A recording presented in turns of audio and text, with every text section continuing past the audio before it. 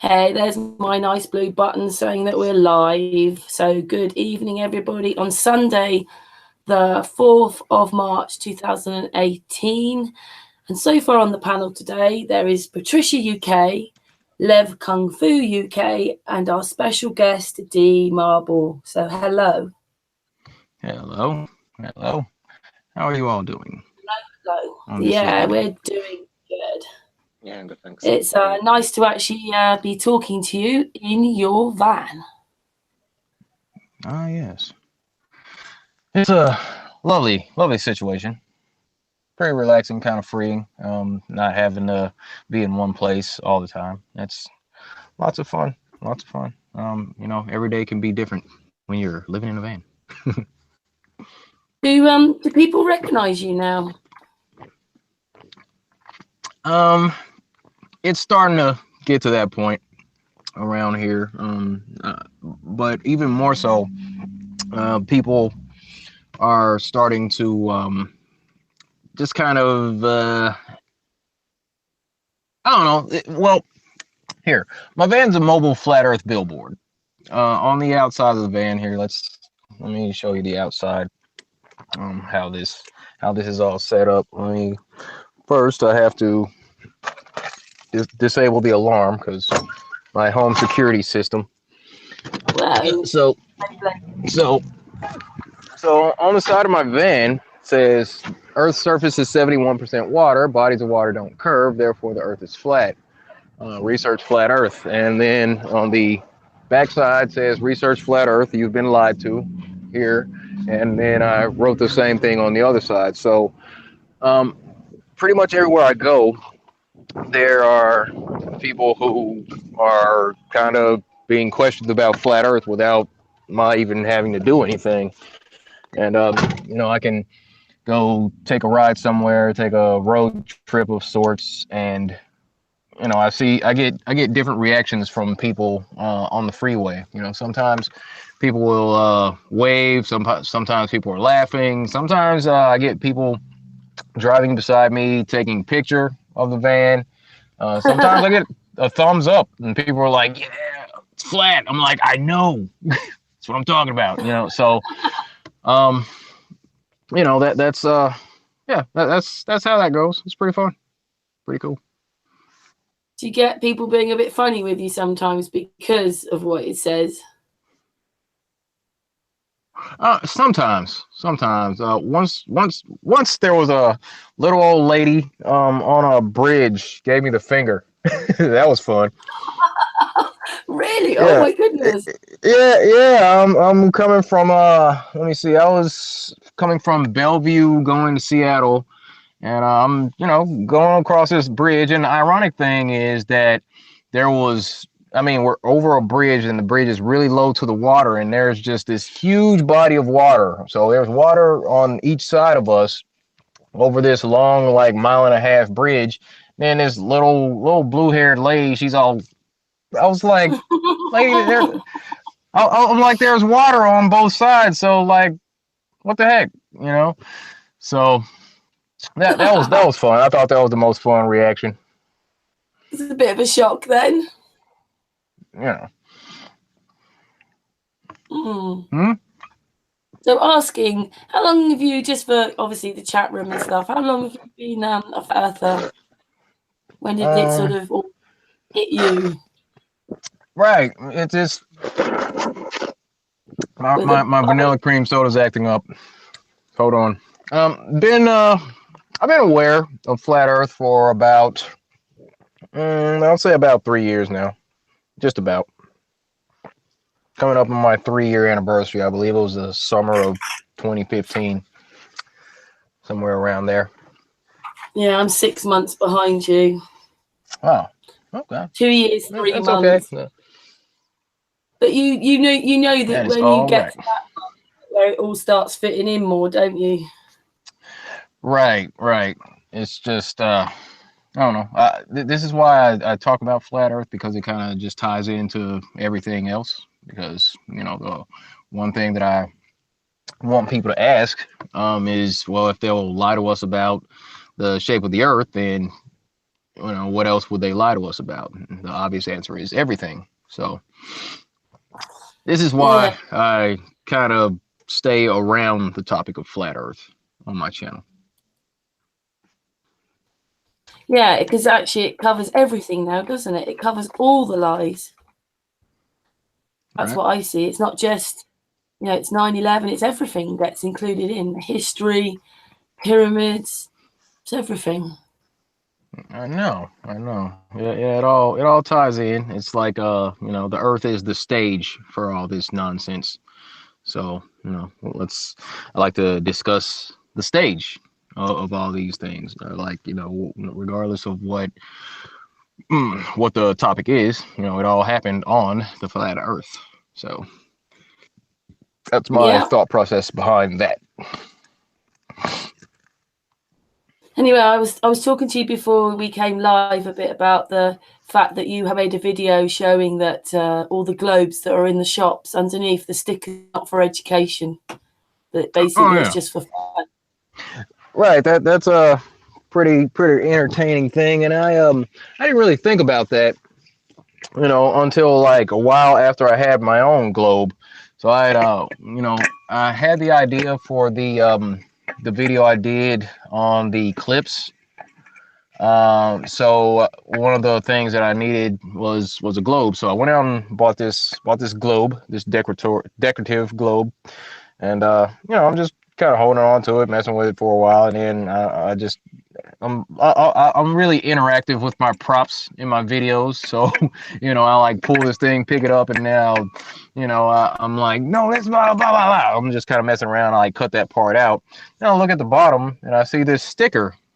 It says, globes are not meant for educational purposes. I'm like, you gotta be kidding me. Why would they all say that? Why is there a sticker on the bottom of a globe saying that globes are not meant for educational purposes, but children are being educated to believe that we live on a globe? I don't understand that, So there was another one of those contradictions with the globe model. Yeah, right in your face. Right in everybody's face, and I think that's it's not scientific, and that's the issue. Society, they're all bought in on this idea that for anything to be credible or to be validated, it has to come from the scientific community. It has to be attached to some long equation or something along those lines, and then perhaps they'll take it seriously. But the observation that, and the common sense observation that there's a sticker on the bottom of globes that say that globes are not meant for educational purpose. I mean, the logical question would be why? Why is that sticker there? But because it's not based on science, it's based on common sense and your own personal observation, people won't take it seriously. But I mean, that doesn't negate the fact that there's still a sticker on the bottom of a globe that says it's not meant for educational purposes. So going in a circle there. Yeah. It's ridiculous, really, isn't it? Mm-hmm. When you think about it, like, it's telling you right in your face all the time. Yet you say that all our children are educated, that's what we live on, when we don't. Mm-hmm. Absolutely. That was quite a popular video of yours, wasn't it? I just had the idea to go to a few different places where I had seen that sticker, and what that video was, it was just showing people, and the message I always try to convey is, hey, go try it yourself. Go try it yourself. And I made that video in December around the Christmas time, where people will be out at these department stores anyway. And I say, if you're going to be in one of these department stores or any department store anywhere, go to the decorative sections, the home decor section, and see if you can find a globe. And I'll bet you can at least find one globe on the shelf of some type that has a sticker on the bottom that says that globes are not meant for educational purposes. So I encourage people to kind of, you know, do their own research, do their own, you know, make their own observations while they're out and about, because it helps solidify a point better when you figure it out for yourself than someone telling you. You know what I mean?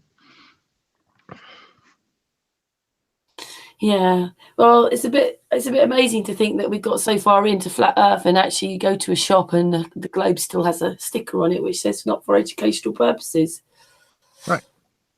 It's ridiculous, really, isn't it? You had another one which you were talking about, your spirit level video. You were saying that you weren't going to put it viral or something, and then it went, and then went really well for you. Well, the thing about that one, when I made that video, I honestly had about 27 to maybe 37, maybe 27 or so subscribers. I mean, it was less than 50 for sure. So, I mean, nobody was really watching my videos and all. So I had gotten into flat earth, and I put up a couple of flat earth videos, but they were really short, maybe 5 minutes or so. I wasn't in front of the camera. And I posted those, and they hadn't gotten a lot of hits on my channel, and that was fine. And you know, I stopped making videos for a long time because I was making videos about, you know, doing random acts of kindness. I made some videos about some bodybuilding things, some personal training tips and all that. So, you know, nobody was watching my channel, and that was fine. So I just stopped making videos for a while. But then I came out with the Facebook, and I was invited to a flat Earth group on Facebook. You know, so I was excited about flat Earth again because there were people that I could talk about it with now. So that's you know, that was fun. So I'm going back and forth with all these people, and I had this idea one day because I was talking to these guys at work, at my job, about things that wouldn't work on a globe, and one of those things was a spirit level. So, you know, I did that experiment for a small group of people on Facebook, and then put it on a YouTube channel that nobody was really watching. So I didn't expect it to go viral that way. It is, you know, but that's kind of what happened. So from there, I just started making videos to defend my position as far as flat Earth. Yeah, so do you want to explain just a little bit about what your experiment, then what your outcome was, just so that everybody knows? Well, the experiment was that I took a spirit level onto an airplane, and the reason why I did that was, well, my idea, as far as the Earth being flat and stationary, level, as it were, is that if we're on a globe, there's supposed to be some degree of curvature somewhere. At least that's what we're told. The globe is supposed to be 25,000 miles in circumference around the equator. So, just the idea of what a spirit level does. I mean, there's this bubble in the center, and the bubble will shift either to the right or to the left depending on how, you know, level, how flush it sits on whatever surface. So I figured if I put this level on my tray table on a flight and face it forward, it would show whether or not the airplane was dipping the nose to compensate for curvature. And I had that idea. I got the information as far as the spherical trigonometry from the people on that Facebook group, and then you know, went about going to visit my daughter. And once that trip was over, I was on the way home, you know, back to Seattle. I you know, just recorded one video as an introduction, talked about, you know, how I was going to do a time lapse and showing, okay, so what I did is I set this on a tray table in the plane. I had this part facing the front of the plane, and basically it just sat level on the tray table, and I recorded for 23 minutes and 45 seconds on the plane. Now the average cruising speed of an A321 Airbus is somewhere around 515 miles per hour. So that speed for that amount of time, 23 minutes and 45 seconds, that was that meant that the plane had traveled about 203.85 miles. So uh, I took that distance, and since the Earth is supposedly curved, 8 inches per mile squared, the distance of 203 miles like that, according to spherical trigonometry, means that the plane should have had to compensate for 5 miles of curvature, or to break it down that much more, 5 miles of curvature. But if we just do 1 mile at that speed with the curvature math, it will be 48 feet of downward tilt to compensate for the curvature. But that would have registered on the level if the plane were at a constant tilting downward to compensate for 48 feet, at least 48 feet per minute. But it didn't happen. So that experiment, in my opinion, seemed to prove that the Earth is flat. And I recorded that, put some music to it, put it on my YouTube channel, and I've been written about a lot of different publications. A couple in the UK. I was in the Daily Mail over there. The Sun. I was in the Sun over there. Yeah. I hear that's like a tabloid though. So Yeah, I that's made the fine. Daily Star. Oh, nice. Picked some really horrible Very pictures for nice. me though. Ah. It looks like they made me look Oh, with my hand as some kind of sorceress, But they did that on mm, the one that goes on the computer the night before. But the actual article in the paper was just writing. I was so oh, relieved they wow. didn't read pictures. They must have taken about 60 pictures of me, and I'm telling you, if those are the best, I don't want anybody to take any more pictures of me again. uh, I don't think anybody's ever going to mm, recognise me from those photographs. But anyway, it wasn't about me. It was about the message going out as far as I was concerned. So, right. you know, there's an Yep. Pretty article in the much. paper about Earth, and they're going to take the mickey out of you one for a bit, aren't they? They'll try. They try. But I saw that as they were playing backfiring, because what they tried to do by putting me in those articles, and calling me barmy, referring to me as barmy, the perfect combination of brilliant and stupid, and things like that,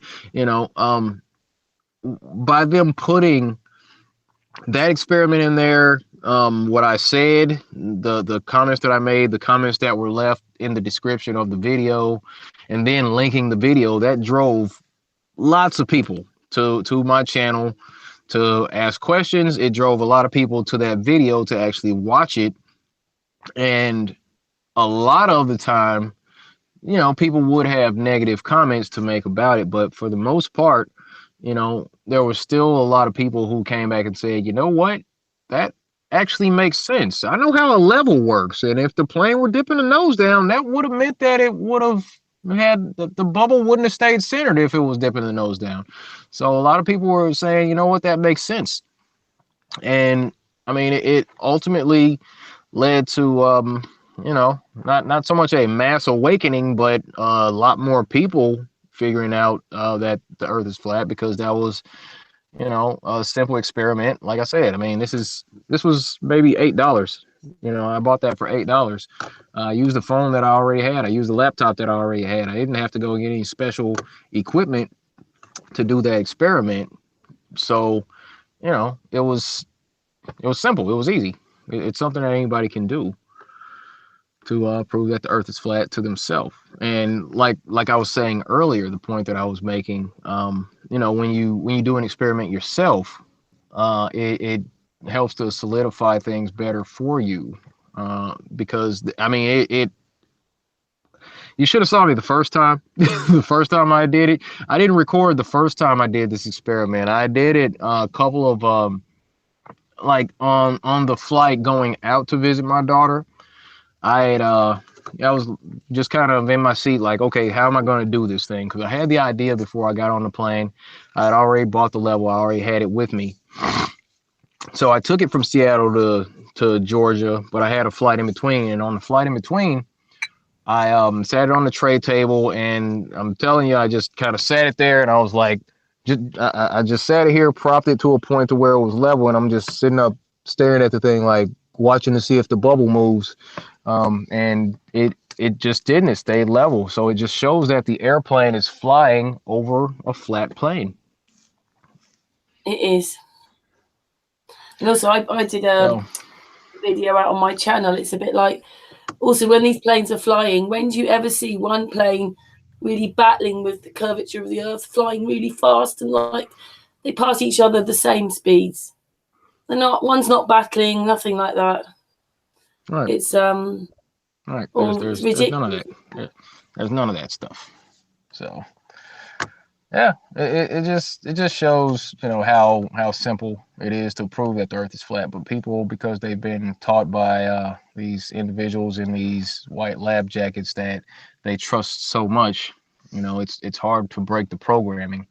But you know, we do what we can.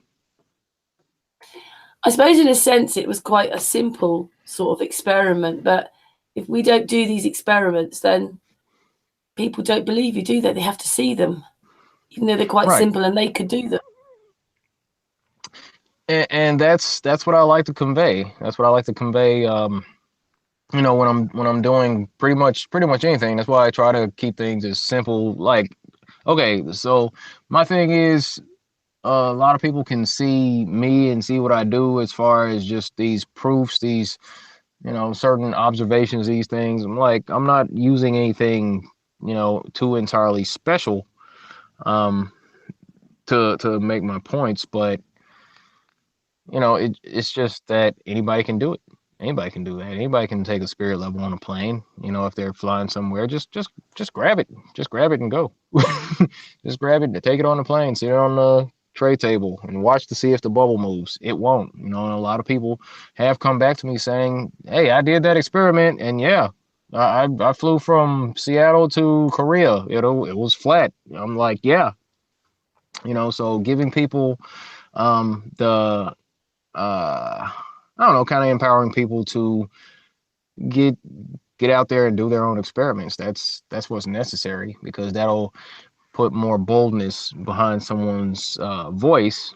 Because I mean, it goes from I think the Earth is flat, I believe the Earth is flat, to I know the Earth is flat, and that's the conviction that we need to speak with while we're, you know, addressing people with this topic, in my opinion, anyway. Yeah, well, thank you very much for doing that then, because obviously they're like you say, they're not the most difficult thing to do, but if we don't show people that you can, what is these experiments, then they still don't believe you, do they? No, not at all. And that's why I recorded the whole thing. You know, I'm like, okay, so I'm gonna record myself in the airport terminal. I'm gonna record myself walking through the airport, so they know that I'm in an airport. All right, now I'm going to record myself talking to the screen while I'm in my seat on the plane. Now I'm going to show the video of the plane taking off. You know, I know how skeptical people are on flat earth videos as far as, you know, proving that everything's actually real. He's not really on a plane. I'm like, I don't have a studio to, you know, make it look like I'm on a plane. These are all real people. Of course, you saw me in the airport. You saw me in the terminal. You saw me do the video of, you know, the plane taking off out the window. And then you see me in the, you know, in my seat while there are people behind me. Obviously, I'm on a plane. So obviously this is a tray table on a plane that is flying, you know, and one guy actually tried to, one guy commented, you see guys, what he won't tell you is that the plane was actually just sitting on the tarmac the whole time. I'm like, aha. No, I mean, No, the plane was in the air at cruising altitude. You know, it's flat. I think really, if the plane had to actually cope with this curve thing going on, there'd be different instruments in the cockpit and stuff. The plane would Right. be doing I a mean, different. they have the artificial horizon. Horizon, root word, horizontal, meaning, the line in the distance where the sky meets the terrain, but it's horizontal, level. That's what it is.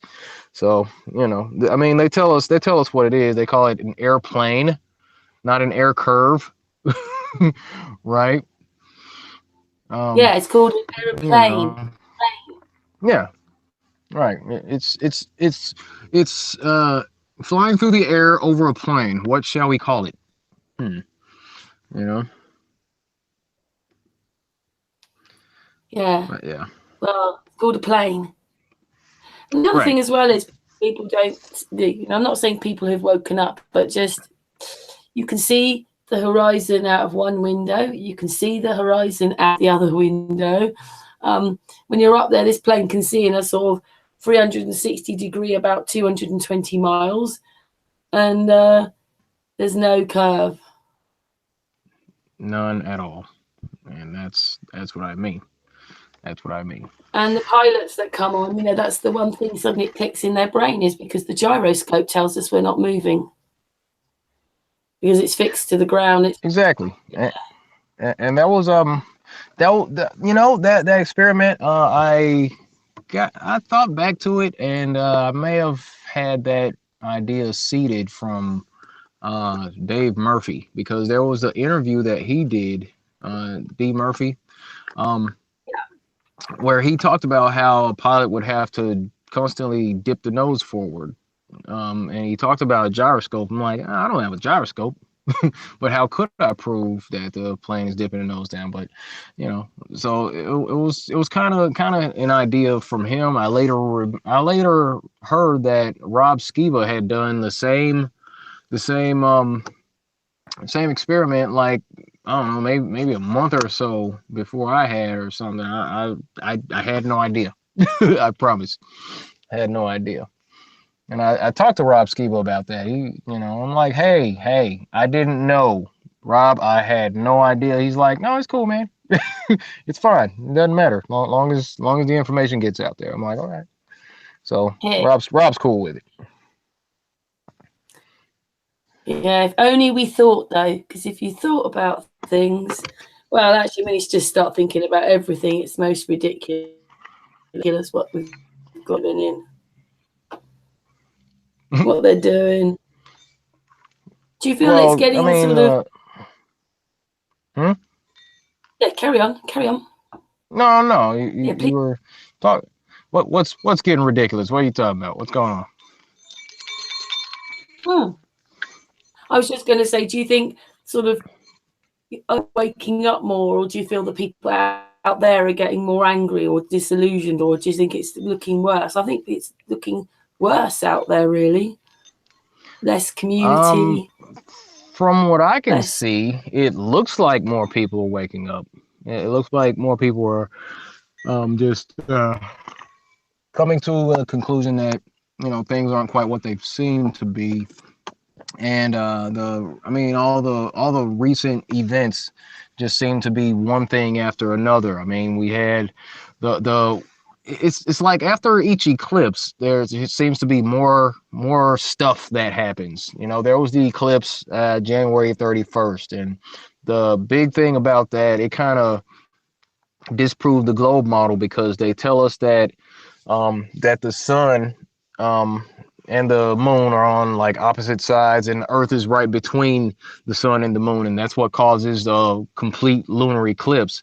Only this last eclipse, the moon was supposedly, it was blood red on one side of the sky, meaning that it was in full eclipse at that point, and the sun was on the other side coming over the horizon.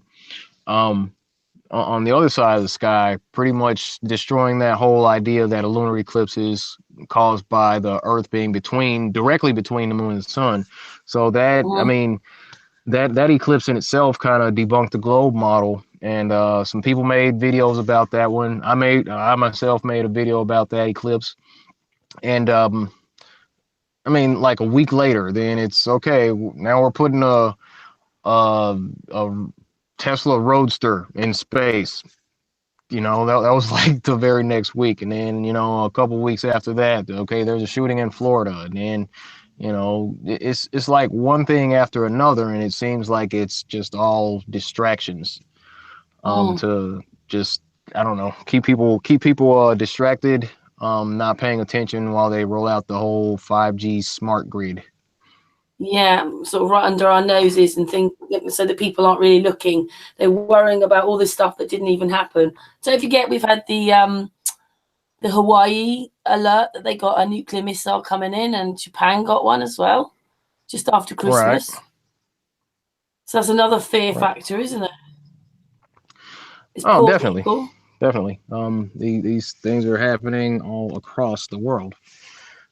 Just keeping everybody distracted as often as they can, because things are going on behind the scenes, and it's kind of my thing to wonder what's going on. If I mean, because everything, I'm like super conspiracy guy inside my head now, and have been for years. So whenever I see something that the mainstream media is pushing, it's like they're pushing this idea out in front of everybody, and then you have to ask yourself, well, what else? What are they hiding? What are they trying to distract us from? Like, what else is going on?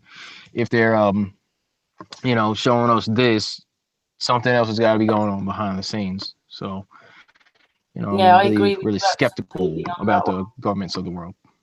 Yep. If they're doing those things, it's because they're doing something else much worse that they're trying to keep us away from. It's awful, isn't it? I don't like that HARP thing. It seems that the clouds aren't particularly that far away from your head. Not really, only hundreds of feet. And then they're firing that thing hundreds of feet above your head. None of that can be good for us or our moods. Plus, it's got, the chemtrails all got metals and things in them. It's just they're attacking us from every angle here. I feel like we're an experiment in an open air prison, to be honest. That's the horrible side of it. Because the beautiful side of it is things like I get to talk to you. Do you know what I mean? that does, well, that Yeah. does sound about right. Kind of an experiment in an open air prison. Yeah, that's a pretty accurate description in my opinion. They're just trying to I don't know, just see how far they can push the population, or how well, the thing that bugs me is the sneaky way that these things are executed. It's like they'll just push one thing and just stop for a while until everybody gets adjusted, and then push it a little further. When people get upset, they'll kind of hold back for a little bit and then push it a little bit further. It's like incrementally we get used to higher degrees of servitude in this system, higher degrees of corruption, higher degrees of over sexualization of these TV shows. We deal with higher degrees of the music going into just terrible terrible places. So it's always about desensitizing people, just getting us Yeah. used to the way that things are, to a point to where it's I don't know. It's just odd. It's odd to trust your own five senses over listening to what scientists have to say. That's weird now. Because they ultimately what happens is, in the heliocentric model, especially, for example, we're told about space, and we're told about all these aspects of space. We're told about black holes. We haven't experienced anything with black holes. We don't know, so we can't test it out for ourselves. We're told about dark matter, but we have no experience or any way to, calculate, measure, quantify dark matter amongst ourselves. So we have to take somebody else's word for it. They tell us that the nearest stars are trillions of miles away. They say that You know, they tell us about how gravity works out there, and they tell us about how, you know, things at such vast difference, regardless of how far we've moved over the last, you know, how many thousand years, we're still seeing the same stars because they're all so far away. You know, I mean, once we get out into space, it all turns into magic, and it's magic to the average person because the explanations for how things happen out in space with the black holes, the dark matter, how there's gravity, and then, you know, it works in some ways. Like gravity can, you know, it pulls things toward it, but it's kind of selective, and Earth's gravity is stronger than the sun's gravitational pull because the Earth has the moon orbiting around it, but the sun isn't strong enough to pull the moon away from the Earth for some reason or another. But all these planets millions of miles further away from the sun than the Earth are still within the sun's gravitational pull. And what I mean, it's like you really have to not be paying attention for yourself to believe what's going on supposedly out in space. And yet that's what people do. And they'll say, well, I don't know about trillions of miles. I don't know how to measure trillions of miles. I don't know about dark matter and dark energy and all that stuff. So they end up kind of outsourcing their intellect to these guys in the lab jackets who tell them what these things are supposed to be. I mean, everything that we know about space, it's always from, you know, third person information because we can't measure that stuff ourselves. So we just have to have faith in our scientific priests and that they're telling us the truth, and then we take that as gospel. And people don't want to do the thinking for themselves. It turns into sort of a mental laziness, as it were, to, you know, do the thinking about these concepts for yourself. So they just say, well, these guys figured it out. And if you rely on someone else to figure something out for you, then that means you just have to take what they say as the gospel truth. And that's what most of society does with these concepts that we can't prove by ourselves, if that makes any sense. They probably say today, don't they? And I saw it on the television, so it's got to be true. Yeah. Oh, yeah. Awesome. I like to kind of play with people. I'm a bit cheeky actually. Um, Cheeky. as far as when I kind of a little cheeky. Um, I'll kind of mess with people when they say something along the lines of, "Well, I saw pictures. I saw pictures. Haven't you seen pictures of the Earth from space? Himawari, they take real pictures like every 10 minutes and send them back. Haven't you seen that?" I'm like, "Yeah, pictures. Yeah, that's what proves it." You know what? I saw some giant robots fighting in downtown Chicago. I saw some pictures of that. It was awesome. There was one, he was like big and he was blue. He was blue and red. I think his name was Optimus something. I don't know. And he was fighting this other giant robot. And there was this yellow one. He turned into a car. I saw all of it. So that means it's real because I saw these pictures. Like, come on, man. You know, but this is, I mean, you know, NASA is, it's Cartoon Network for adults. It is, and it's lying about where they're taking the money, because that place is all set up. And then if there's any money going in, they're funneling it out for something else. But it's definitely not to go to space. Right. They have Sad. these black budget projects, you know, where we aren't going to quite disclose to the public what we're doing with that. And you know that let me see, as far as keeping those secrets, that ties into one of those famous speeches, that once famous speech by JFK, where he talks about, you know, how we are opposed to the idea, the very word secrecy is repugnant in an open society or an open democracy or something like that, because Yeah.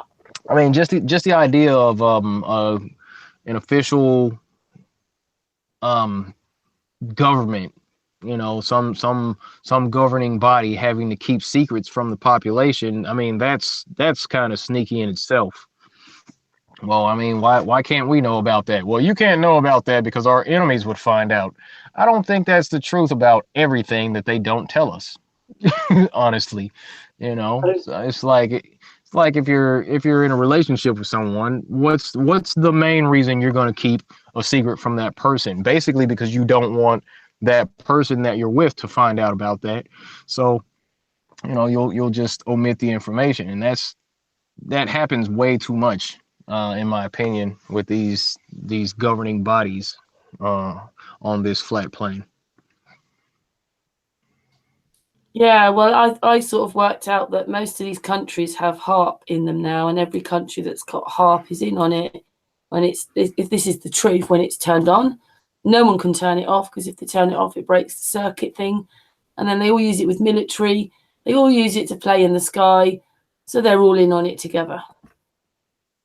Yeah, and there's definitely a connection between HARP and the whole chemtrail spraying agenda, in my opinion, or I'd like to think so. I'd imagine so, since they're spraying these heavy metal particulates into the sky with the planes, some way or another. That's gotta connect with the electromagnetic frequencies coming from the HARP facilities all over the place. I'm unfamiliar, but whatever it is, it's not to benefit humanity. That's for sure, because that's not what governments do. I mean, you can just look back throughout history and see that there hasn't been any large governing body that, you know, took extremely good care of their people. It always turns out to be a group of, you know, corrupt opportunists, businessmen who work their ways into these positions of power, and you know, make deals to um, inflict a degree of servitude on the population. I mean, that's always what government's been. Government doesn't fix anything. It's to govern you, and it's layer upon layer upon layer upon layer of this maze of complete lies. Can I just say that Astral's joined us? Hi, Astral. Good evening. Can you hear me? I can. Yeah. Astral, we have D.Marble on with us today. So D.Marble, Astral. Hi, Astral's guys. an Englishman from Denmark. There I am. I'm eating again, as usual. I'm always eating. Yeah, I'm listening intently, so you just carry on, guys. Nice. Hey, I was also thinking, oh, there's Astral. Hi, Astral. I was just thinking that you have great internet connection, considering you're on the go.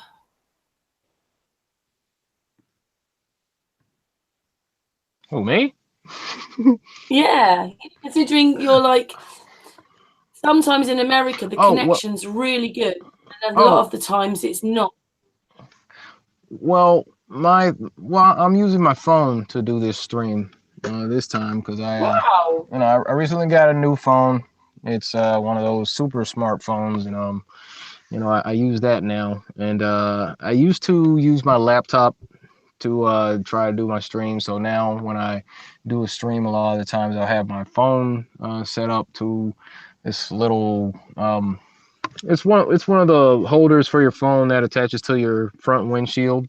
I use that now, like stick that to some flat surface, and I'll have the phone propped up, and then I'll have the laptop set up somewhere else so I can engage in the chat typically. But, yay. And we've had a tour of the van before we came live, didn't you? You showed us around your home. Yes. Oh no, it was at the beginning, I believe. I could, you know, I still got to clean up the place a little bit. You know, at least the beds, the bench seats. It's easy to for this place to turn into a mess. Very easy. So, what else do you do with your time then? You're basically just being like a living off the grid and doing experiments and doing videos. That's what you do. Yeah. A lot lately. It's been trying to, you know, respond to messages, emails, text, phone calls, things like that.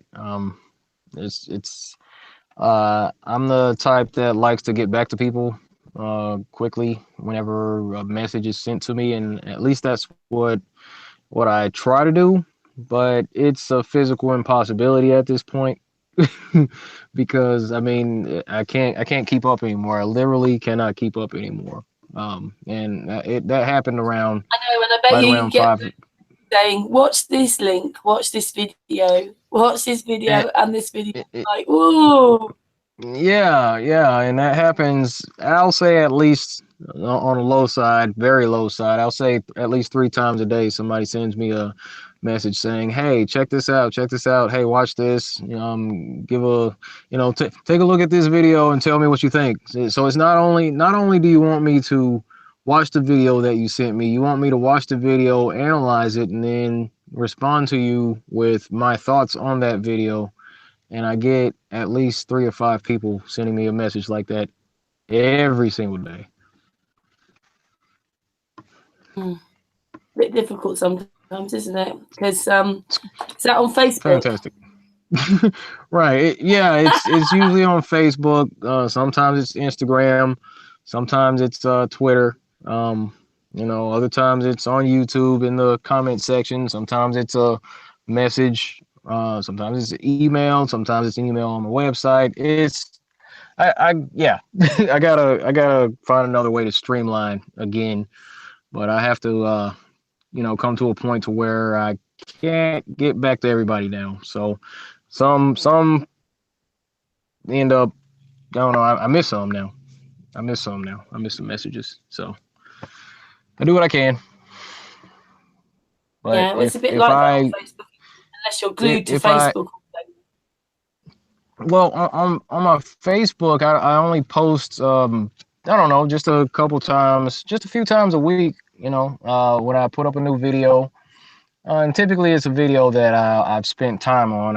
I'll put that up on my Facebook. But the live streams, I don't always post those on my Facebook like, hey, I'm going live, or I went live and this is what I talked about. I haven't even done that lately. I'll just go live and then turn it off and just go start working on something else. Like lately, my big project is I'll be speaking at the first International Flat Earth Conference in South Korea in a couple of weeks, and I still have to finish my presentation, and I am terrible at PowerPoint.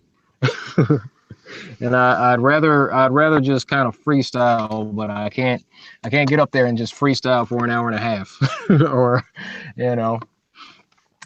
so I have to actually get a presentation together and get some pictures and some videos and some different subject topics to cover and all that. But it'll be, I still got a little bit of time to work on that. How long have you got to talk then? How long's your presentation to last for you? No, it's an hour and a half. Oh my goodness, you've got to talk for an hour and a half. Wow, that's quite a long time, isn't it? Well, yeah, to be on stage by yourself, yeah. An hour and a half on stage by yourself, it's yeah, definitely. Is there any part of that where they ask you questions or anything, or is it just you talking? I may try to I'll do as much as I can for the hour and a half, or excuse me, I may talk for maybe an hour and 15 minutes and open up the last 15 minutes for Q&A.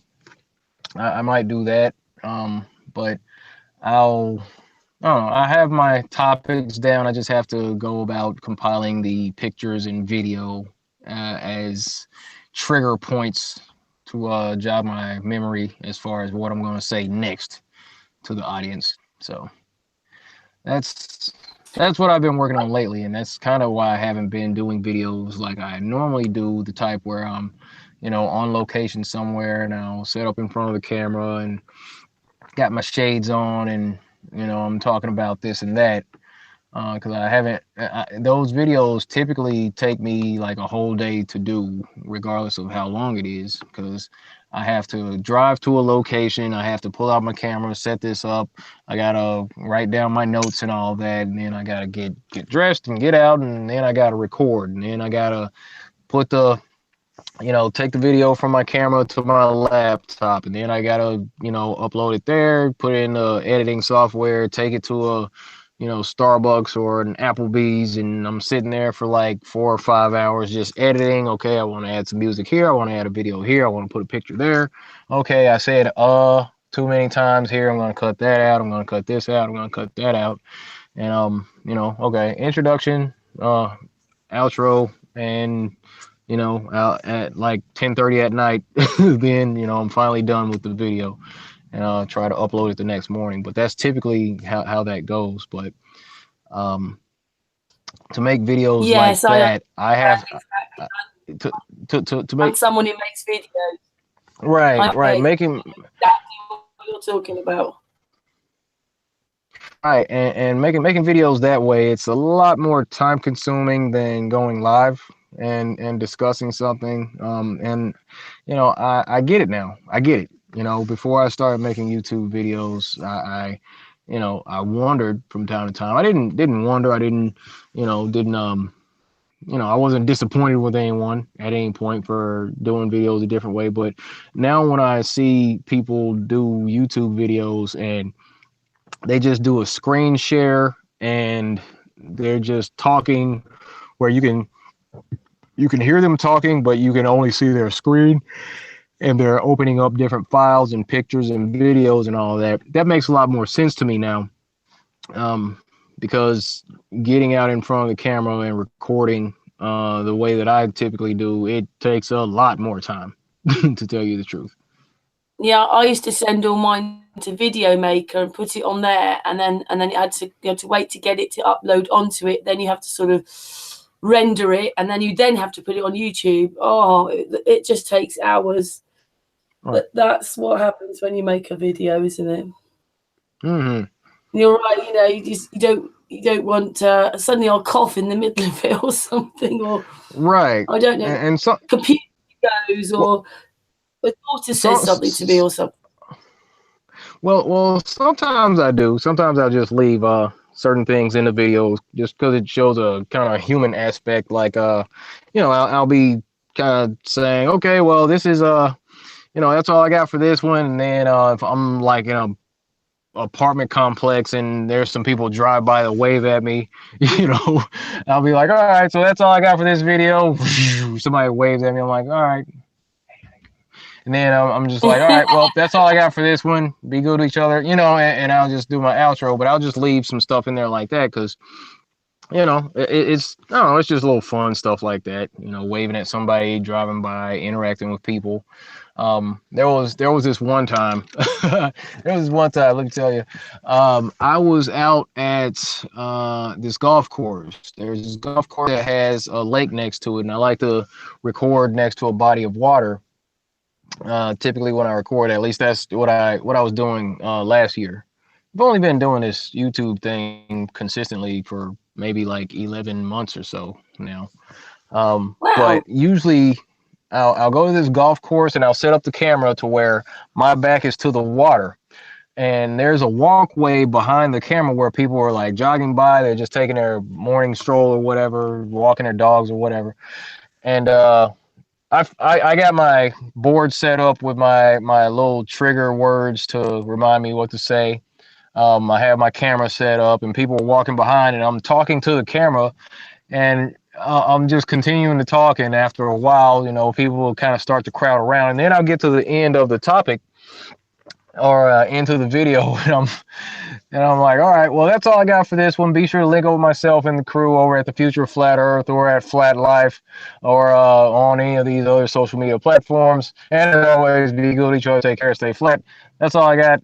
See you next time. And then, as soon as I say all that, the people are behind the camera. They're like, yay. they'll like give you a round of applause because I wrap up. I'm like, thank you. I'll be here all week, Just kind of messing with people while I'm out.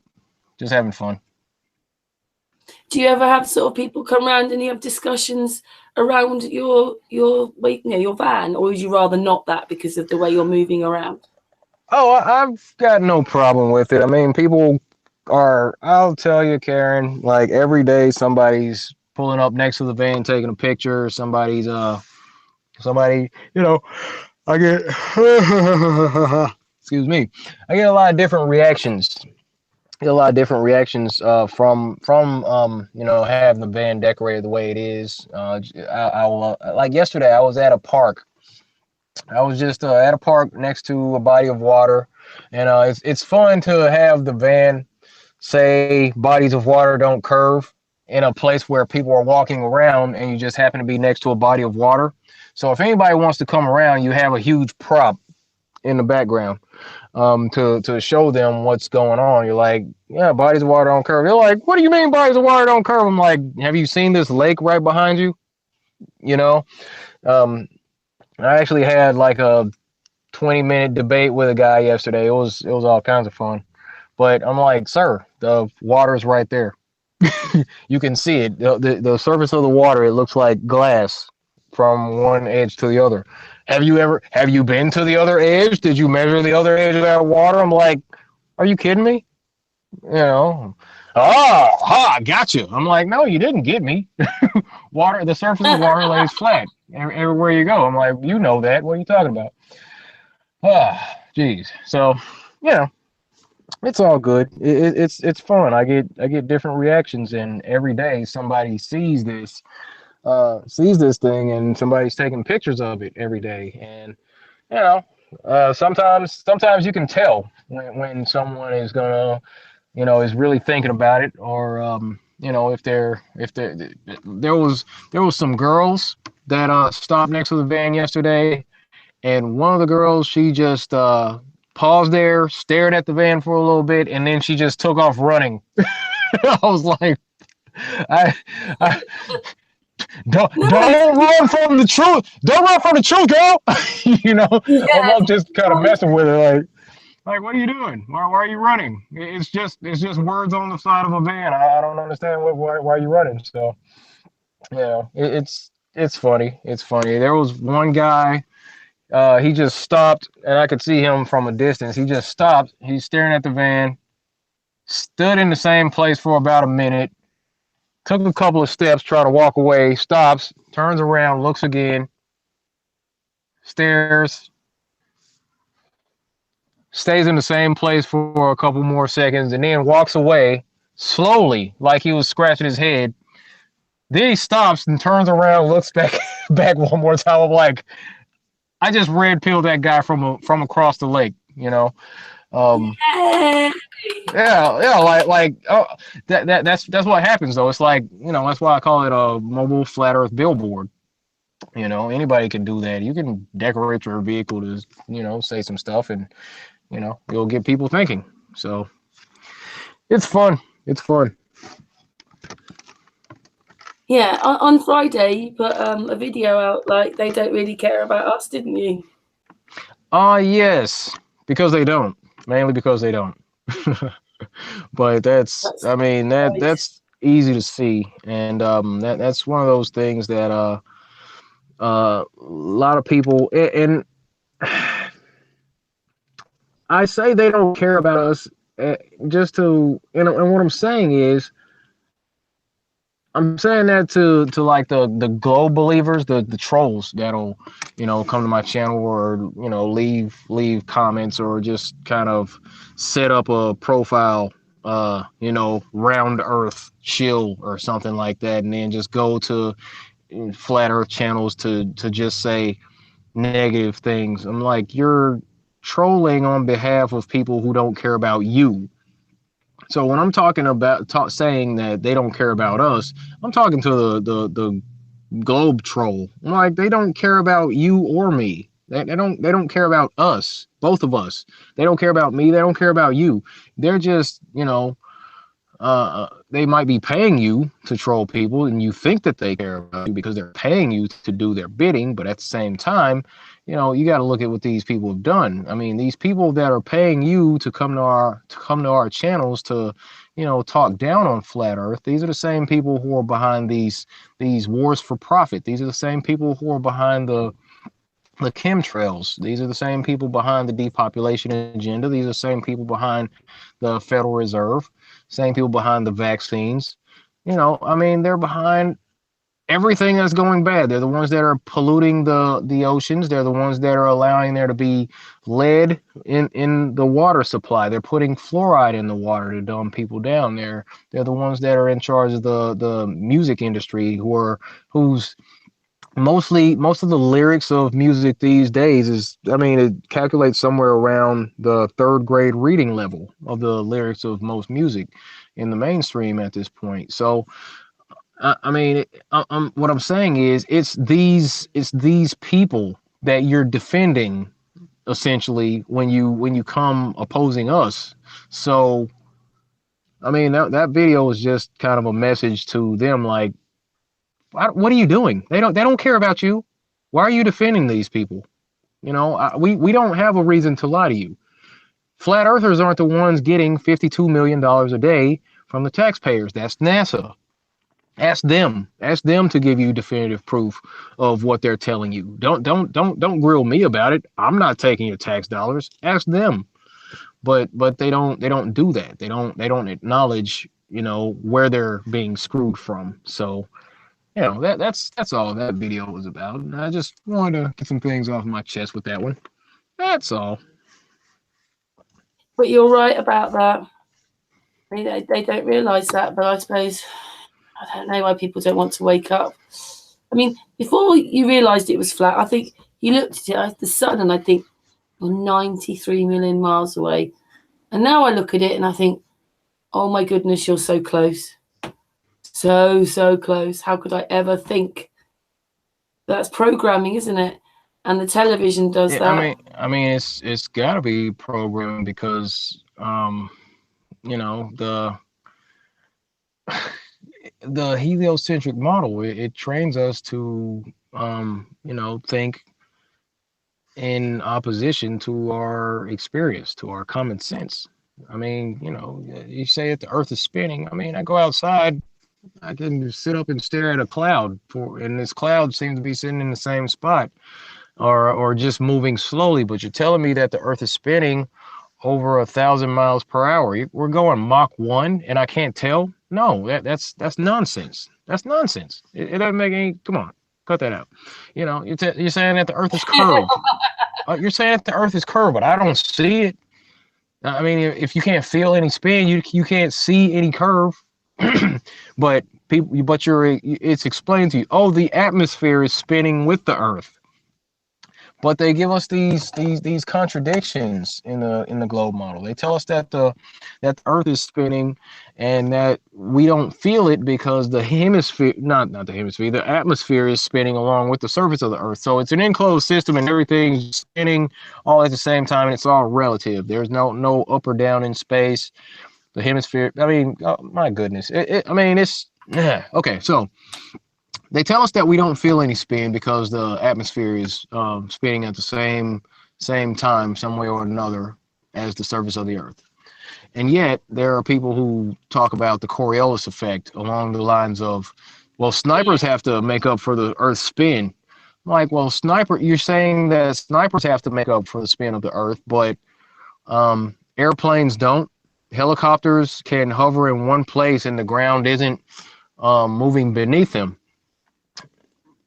If the Earth were actually spinning eastward, I live on the West Coast and I fly eastward on a regular basis. If the surface of the Earth is spinning in an eastward direction and I fly in a plane eastward, I shouldn't be able to make it to my destination because the latitude from the equator, let's say that that North America is spinning around 850 miles per hour eastward. If North America is spinning at that speed and the average commercial airliner can only fly at 600 miles per hour, that means that the ground is always outpacing the airplane.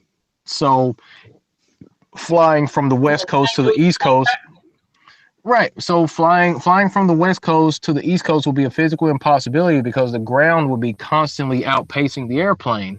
It wouldn't be possible if the Earth were spinning that way. And just the same, flying from the East Coast back to the West Coast would only take a fraction of the time because the airplane's flying this way and the ground's flying that way. That means that the airplane would reach its destination, that much faster.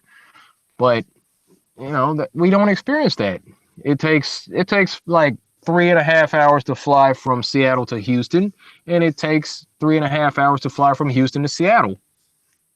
But that proves that in itself on a simple level, and that's how I explain these things. That on a simple level just shows that the ground is not moving. Yeah, because what it would mean is that all I'd have to do is just go up in the plane, wait like about maybe half an hour or an hour, and then I could pop in and have a cup of coffee with you. Right. There you go. That's easy. That's easy. And also, that was the one I was telling you about the 2 planes passing. It's the same thing. I was just made a video about that because it's ridiculous. It's just absolutely ridiculous. The other plane coming the other way would be going so fast, it'd be ridiculous, wouldn't it?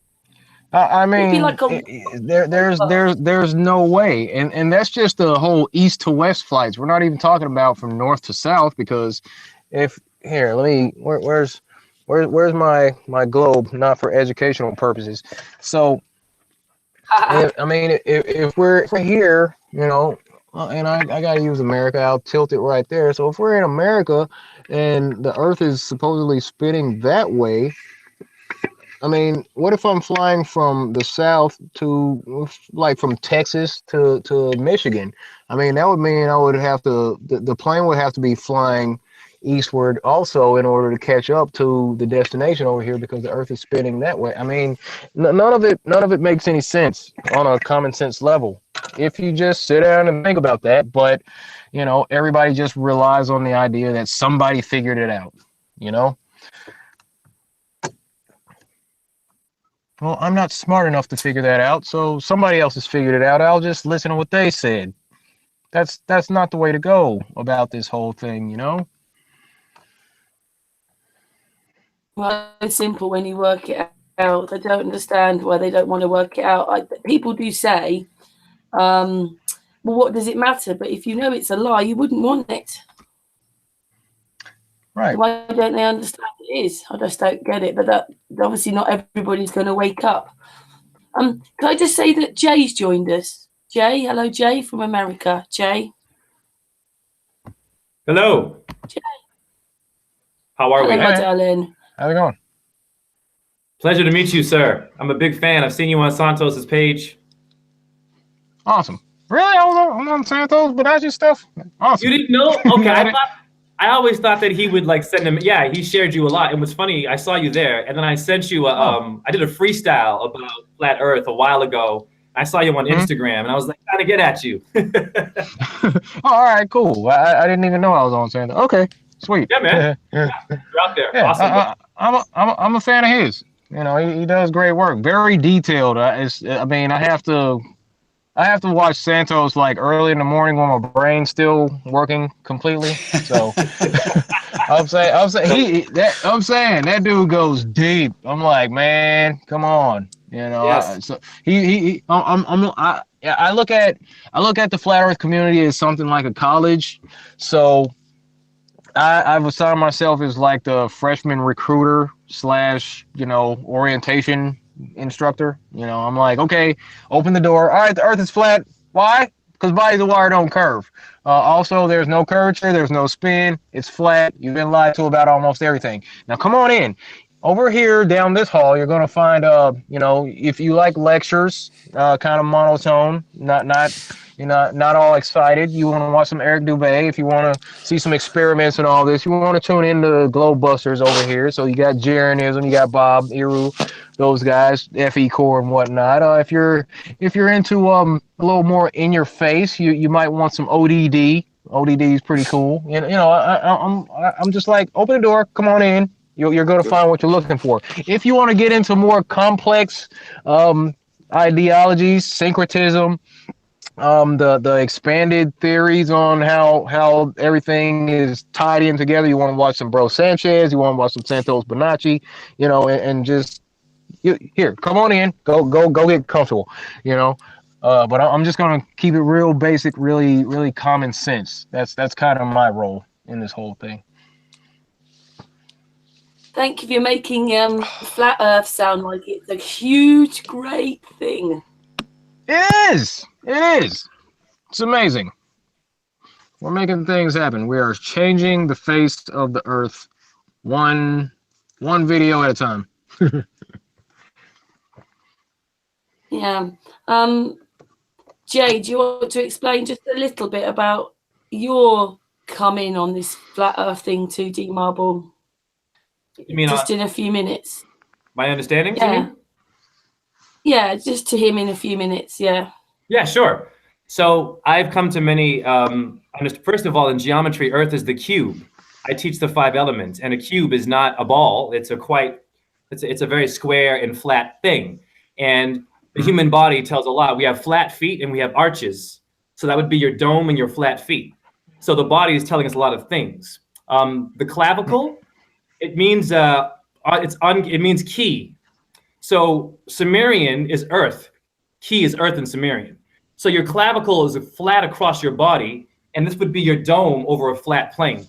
So I'm all about the physical symbols of earth. I mean of flat earth for sure. We also have an obelisk symbol in our abdominals. It's an upside down phallus of Osiris. Every house with a pyramid and a cube is your body upside down. Also, I've come to understand that Earth is also Tellurian, which means a dice board, which is flat, cube, flat dice board. Interesting, because we have an opera called Orfeo, and we have Eurydice, dice, the goddess. Sanchez mentions the dice, the Isis. I'm into ballets and operas. I teach dance, and so I've made some connections that way. Yeah, and what's interesting is Toronto shows you the symbols. You have the Sky Dome right beside the CN Tower, which is Mount Meru, and then you have this circular disc around the CN Tower, which is the Earth, and then the dome right beside it. It's showing you in Canada, Toronto means wood and water in etymology, which is right? Isn't that cool? And then Klondike means hammer water. This is interesting. It gets a bit metaphorically deep here. Klondike, hammer water. You hammer flat things. You have a hammerhead shark, right? There we go. Pretty obvious there's flat things. So basically, metaphorically, Christ nailed to the cross, the Nordic cross of Earth, the 4 keys. It's the bodies of water being nailed to the Mount Meru, hence your 2 poles. So it's working with metaphors that can help to give a visual or poetic way of seeing the beauty of how it's obvious that it's flat. Right. Yeah, sorry, but that's what I've come to, man. So also, I love your thoughts. He's an artist. He's an artist. He's a ballet instructor, and he does modern dance. Yeah, I'm a rapper, a teacher, choreographer, blah blah. That's cool. Yeah. Just going back. So, Astral, have you got anybody got any questions? Is Astral coming? We can't hear you, Astral. Right. Can you hear me now? Yeah. Yes. Okay. No, I just, it's nice listening to you, Daryl. It's like nice and chilled, you know, and very, kind of nice, informative. What was it you said before about this? You felt like you was kind of like a door person, you know. Oh, come on in, down this. That was a great analogy, that, man. I love that. It was almost like a kind of a dream, you know. And down this room here, you will find the, you know, philosophers of our time, Santos Bonacci, and, you know, whatever. It was, I could envision it. It was funny that, but in a nice way. Right. I try to tell a story. You know, try to keep things simple. That's, you know, when I make videos, I like to have pictures or a video pop up when I'm talking about a certain thing, just so you have a visual representation of what I'm saying, because that's kind of how I learn. You know, that's the best way that I can find to you know, that works for me. So I kind of tailor fit my videos to teach people like myself, I guess. So, you know, that's, you know, just keeping it simple, honestly. You know, words and symbols is what they use to show us things on a subliminal level. Why then can we not keep things on a simple level when teaching things that matter? You know, that makes more sense to me. All right, we are joined now by Great Giza Pyramid. How's it going, man? Angel. Good morning. Hey, Good evening. that's Good morning, it. We've Angel. been taken over by the Good. Americans now. Good afternoon. We're taken over by the Americans. Angel, thank you for joining us. Angel, we're with D.Marble at the moment. Large fan of Angel, yours. Angel. Love your videos. Thank you. You're not that Thank you very large, much. Angel. Sorry, Angel, you're not that large. I'm not that large. Okay, I'm not opposed to that. I don't mind being small. No, you know, I'm just being, yeah, smart. Oh. Large fan of yours. Angel. You're not large. Oh, Angel, I'm do you want not to that just explain? I get it. Oh, go on, Karen. I just wondered if you. That's okay. I wondered if you explained to D.Marble, like, what's your thing about flat Earth? What is it you love? Well, what I love is that it kind of answered a bunch of questions, and I'd, you know, a lot of stupid things. It's a lot easier to see they're stupid when you look back upon it. Honestly, I was skeptical on the moon landings, but I was a fan of NASA, and it kind of wakes you up, and then it's after you're kind of more awake to it. You can see all the movies, like the videos, like when Jeranism or something does some, or the one Bob that did the one where they pull a little CGI guy out of the corner of the video. You know, you can see the mistakes, and they're making more and more of them. And granted, they're going to stop making mistakes, or they're going to be less evident. But people who are blind to it want to stay blind to it. I can use a great, you know, Building 7 analogy. I think you're awake to that one.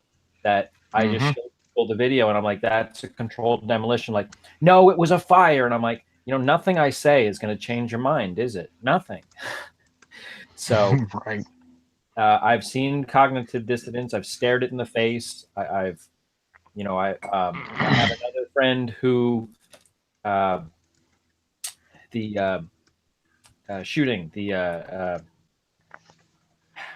Sandy Hook, where the father comes up, laughs and giggles, and then he gets into, my name's Robbie Parker, and I lost, and I'm like, that is so fake. He's like, well, somebody must have just told him a joke. I'm like, they told him a joke, what, before he walked out of the window? You can, out of the glass door, you can see he's standing there. He's like smickering. He's not smiling. Then he cracks a total snicker, and then he comes up and he gets the pout on face. You know, I'm like, how can you not see that's acting? Well, but he lost his kid. And I'm like, you just can't get that part out of your mind, can you? You know, there's just some things. And I'll agree. When I first heard it, I was kind of, well, this is just too big to believe. And after a little bit of researching and knowing that, or learning that many of the things we were told weren't actually ever repeatable, or were like the magic bullet theory, it's like, well, this could happen if the moon was in the right position. That it just makes more sense. And now that we've got people who will go out on frozen lake beds, and they got the point-to-point radar of 200 and some miles, and people show pictures of mountaintops where you can see mountaintops you shouldn't be able to see, and all this stuff. It's just, we have the technology that now somebody can, if they want to call bluff on it, they can go out and do the experimentation with something which is usually within their financial budget. I mean, to rent a P900 doesn't cost that much, and you can go out and do this stuff. You can take your own telescope and do it yourself, just not have the digital proof that you have it. Just you have your own mind that you have it. But you know, we can do this stuff on our own. And I'll say that up until this last century, the average person couldn't have a nice telescope. That was all for the observatories and clergy and, you know, things like that. And you had to trust them, or you had to be the right person at the right time in the right place. And now everyone can have a telescope. Everyone can play with solarium. Everyone can, or whatever it's called, and test these things and find out that, hey, you know, something ain't right, which is part of the reason I think we're learning less and less about the stars up there and more about how to tell the time and read the date and do everything through these little toys. Because the less we are aware of our natural surroundings, the easier it is to be lied to when they dictate everything to you instead of you getting some knowledge on your own. But that's my belief. Yeah. I agree. Thank you for that, Angel. agree And one other thing, what's the other thing you want to do? Tell D what you want to do. You want to build what? I would like to rebuild the Giza Pyramid complex and actually put it to work and show the world what I believe it actually does. And I think nature will, you know, back me up. It's nice. Much more than some tomb. I do believe it has physical function. Well, I believe so. I looked into that as far as the, you know, how it's in alignment with Orion's belt, how, you know, there were documentations there was documentation that people would do these rituals where they would wait for a particular time of year where the moon is at a certain point or something like that, and you know, kind of go into these tombs and kind of have an out of body experience.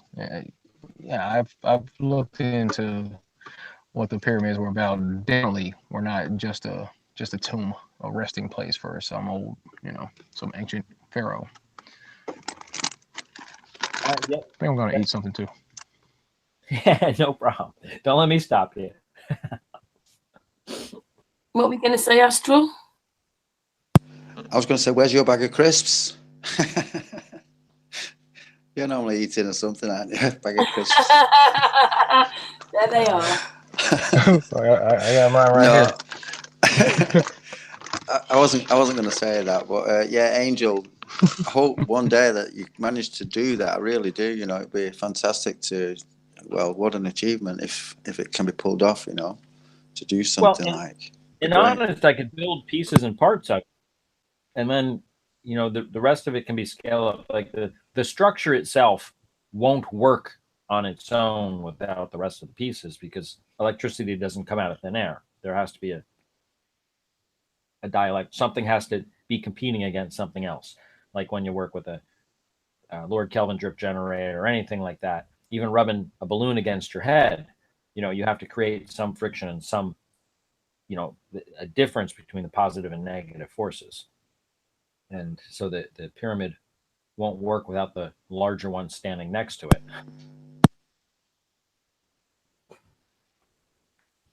But it can be simulated with a battery or something like that, and just let the form do its job. But that's for time, when I get some time and plaster and cement or something to build it with. Also, before you came on, when you were saying that some of these things can be done really easily. You know, the things don't cost very much money. Also, D was also saying it as well, weren't you? He's done his experiment in an aeroplane, taken his level with him, filmed it. Yeah. Even the art of flight. Even the art of flight was something that really was only for the rich and wealthy. You know, even boats you can get onto pretty easily just by coming in an indentured servant. But flight wasn't commonplace until this last half century, I think. You know, only rich and famous would flight. Everyone else would take the horse and buggy or bus or something of that nature. Now there's too many people with P900s going on aeroplane flights, isn't there? What I'd like to see is somebody with a 3 camera or 360 camera.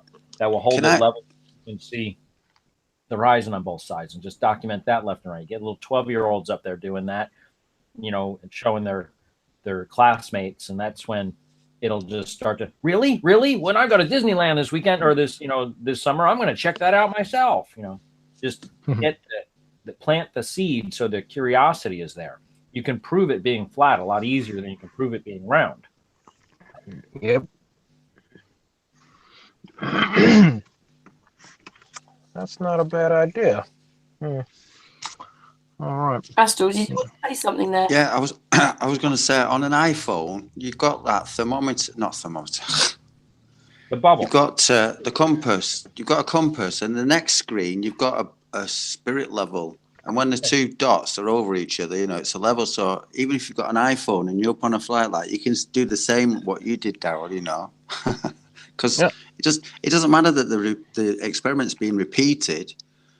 It's that more people see it. You know, they can do it for more themselves. exactly. They can call bluff on themselves. Yeah, exactly. Don't trust me. Try this at home. Yeah. And that's what I say. That's what I say. I'm like, hey, just check it out for yourself. And, you know, and the one on the phone is very simple because it's got the two bubbles. And I mean, if you can hold it right here and tap it, and it goes back to being level. You tap it twice and then you move it, it starts to switch again. But, you know, anybody can do that. Anybody can test that out. You know, if anybody has a iPhone 4S, just okay, put it on compass and then swipe it to the other screen, tap it twice to where it says 0, you know, put it on your tray table and watch to see if it moves off a level, and you'll see it won't, you know, but it's all about doing the experiments yourselves to solidify your belief. So, you know, that's what it's about, in my opinion. It makes you stronger if you do your own experiments. Makes you more bold with how you talk about it, because, you know, people will come to you and say, well, oh, you think the earth is flat? No, I know the earth is flat, actually. I've tested it, you know. So that's, you know, it's about time we get some attitude with this whole thing. It's kind of my thing. Yeah, Right. even if they're trying to sort of like kill the flat earth groups off and whatever all over YouTube and everything. I know, right? I think that would cause the Streisand effect. Sorry, Angel? I think that would cause the Streisand effect if they blocked one. I mean, I understand they give you strikes, but that's not quite the same as where, like, I've had videos on, like I said, the Sandy Hook thing. Sorry, Angel, what's the Streisand effect, if I can interrupt you? I don't know what that is. Here in America, Barbra Streisand got upset that somebody was flying by doing a tour thing up and down the Santa Barbara coast, and they'd stop by and hover over her house every once in a while and say, yeah, it's Barbra Streisand's house, and they'd snap a picture or two and then fly away. So she called them up and said, hey, I don't want these tour guys coming by and snapping pictures of my house. So they sent out a thing to all the helicopter places. Hey, don't go by Barbra Streisand's house and snap pictures of her house. And they said, oh, we didn't even realize that was her house. You know, one or two of the tour places knew it, but not all of them. So then they're like, hey, do you guys want to see Barbra Streisand's house? Yeah, it's right over here. There's no law that says it. She's saying please don't do it. So it made it from like one every 2 hours to like one every 10 minutes. So Yeah, that would be Right. nice then, with that effect. We'd like that effect to happen. I So- like it. That's kind of what happened with that experiment. They're like, this guy's an idiot. He's saying that the earth is flat, and people were like, the earth is flat? Here, let me check out this video. right, Oh crap. The bubble didn't move. I think the earth is flat. Hey, I'm going to look into this some more. So they try to deter people from looking into flat earth, and that ultimately backfires, and more people look into flat earth, and you know, put it on so your radar. yeah. It's been fun. And I love getting a message from someone saying, "Hey D, you're the one that woke me up." I'm like, really? That's awesome. Thanks. You know, it's encouraging. Yeah. One new person is one new person. But anyway, you've woken up more. Right, and no one goes back to believing in the globe. So, you know, I'm encouraged with the passing of each day as far as this information, because more people are looking into it each day. And I mean, even if it's just a few people that are taking pictures of my van on the freeway, I'm like, some of them are going to look into it. You've got, I mean, it says Google D.Marble on the side, so they're going to Google. They might Google me, and then they'll end up on my YouTube channel, and then they're going to end up watching some videos. You know, they'll have some questions after a while, because I mean, that's. I believe that's something that people would do, because they're like, well, wait a minute. This guy has his own YouTube channel. I just saw him on the freeway. He's talking about the Earth is flat. Let me listen to what he's saying, because I just saw the guy, you know, driving around there. We're on this long road trip. Here, let's turn this on real quick. So, I mean, it's happened a couple of times. I'll be on the way home from work. Somebody will take a picture and they'll see me, and then I'll see like the girl in the passenger seat pull her phone out, and she's like actually looking up my channel or doing a search for me. So I mean, it's more people waking up to this every day, and it's only a matter of time before we get to that point where more people understand that the Earth is flat than people who don't. And I don't know. That's when things are going to get interesting. Things are getting interesting right now. Anyway, I get to see a lot of it. Once you go flat, you can't go back. You just can't. No. Got that right. But I was going to say, I seem to see there seems to be more censorship on YouTube, especially, you know, for finding flat Earth videos. For, I don't know, a while back, it seemed like there was just, I was swamped with them, you know, new content all the time. Now it's like, what? Where's the new stuff, you know? They've done something. Mm-hmm. They fucked around with it. Oops. But that's probably leading more people to do their own experiments and do it that way, because you can only talk about something for so long. We've got to start hopefully changing it for the better. I was explaining before we went live that Mr. Thrive and Survive Rich, he's started a web page called peopleforpeople.life, and it's got the page is up, but there's not much on it right now because it's just started. But it's the concept of building your own community with your community, and obviously worldwide, and hosting things and finding out you can take different medication, not what the doctor gives you. Try different ways, maybe education, communication, try and bring the people together. So that's just starting. So we're really pleased about that. Got to start moving forward, haven't we, as well?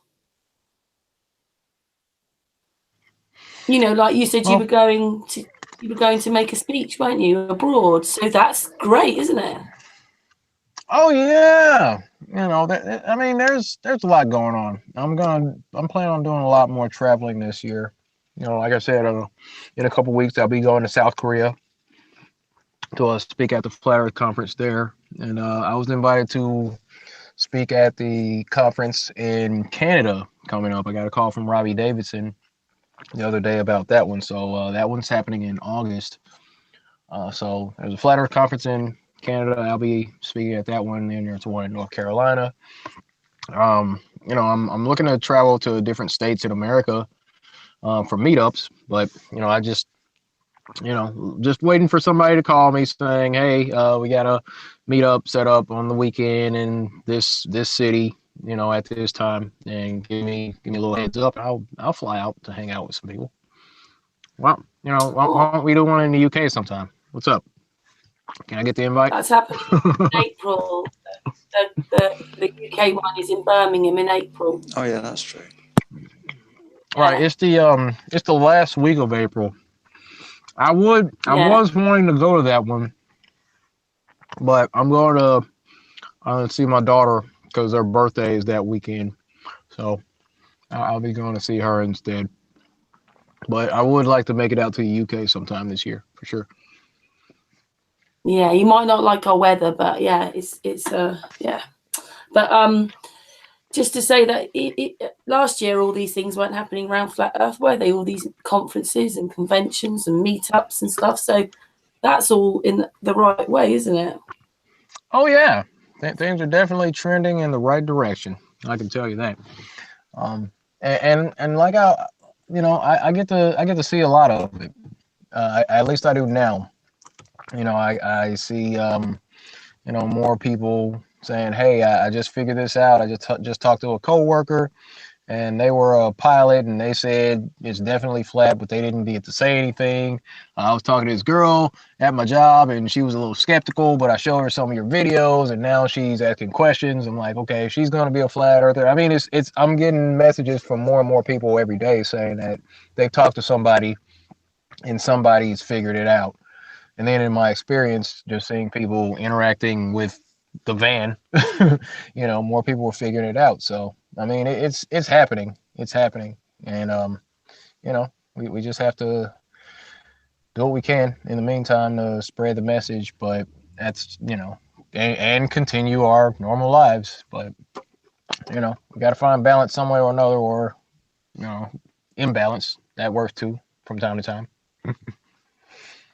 Dee, in the chat room a bit earlier on, a couple of people wondered if you would actually, I don't know if you would mind showing us your van again with your messages on it. Sure, I can do that again. Just a second. All right, let's venture outside. All right, we're going to take a look at the van. I'm out here at this apartment complex. Like, I don't think they even know I'm out here. So that's it. Earth's surface is 71% water. Bodies of water don't curve. Therefore, the Earth is flat. Research flat Earth. And it says Google D.Marble hashtag Effie offensive down here. That's kind of my hashtag. That's what I'm about. It says right here, research flat Earth. You've been lied to. I think that's important to convey to people. So when someone gets stuck in traffic behind me, that's what they're seeing. They're like, research flat Earth. You've been lied to. They're like, yeah. But then if they read the side of the van, like this says, this message is on both sides. So that's like the basics of it. I mean, because if the Earth is comprised mostly of water, and if most of the surface of the Earth is flat, then what does that mean exactly? And then people have a hard time. They're like, well, what about? Well, so there must be some sort of ice wall. Why don't we fall off the edge? Why don't we just go over the edge? But people don't. These are programmed responses that were given from just the general population. But it's okay. We're finding more creative ways to combat these things, to answer these questions. So we're winning in my opinion, as far as the information war of waking people up to flat Earth. I think we're doing a great job.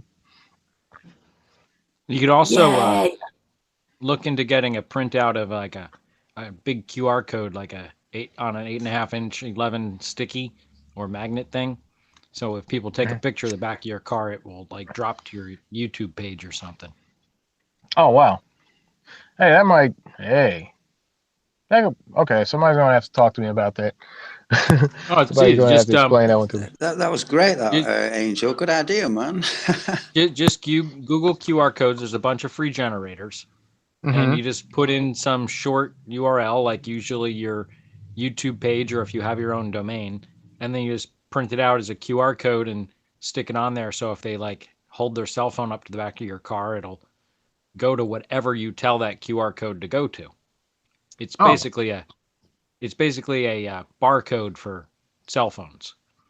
Right. Interesting. I'm sure you've seen them on ads and stuff. It's just that box with little squares in it. Right. Okay. I hadn't even thought about that. That was good. That was scary good. All right. I have to look into that. Maybe put that on my window. You could do that, yeah. Then you can put it on the inside, and then you can change it at will.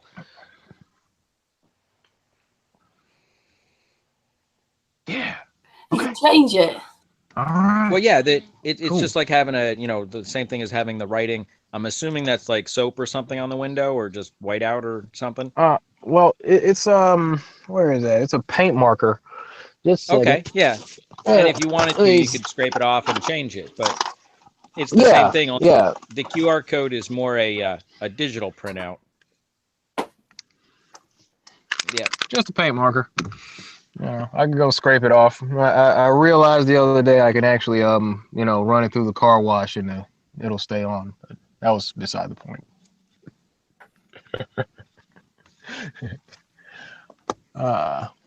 But yeah.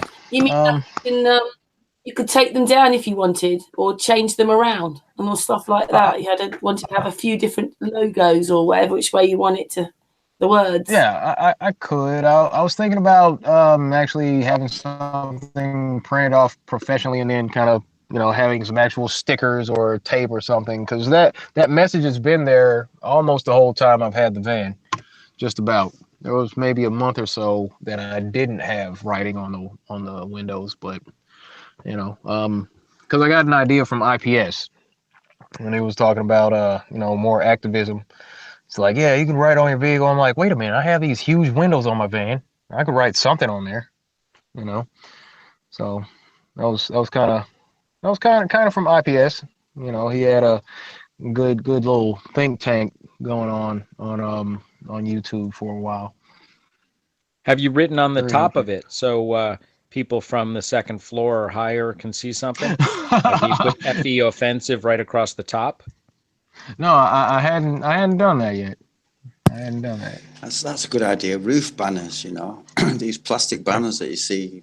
Yeah, I call it rooftop advertising. People should do it on their homes as well, or the side of their barns, things like that. With apartment blocks, it'd be perfect then, because all the apartment blocks could look down and then just see it on the top of his van. Right. My goal is to eventually have Google pick up a few that I have out there. All right. Good idea.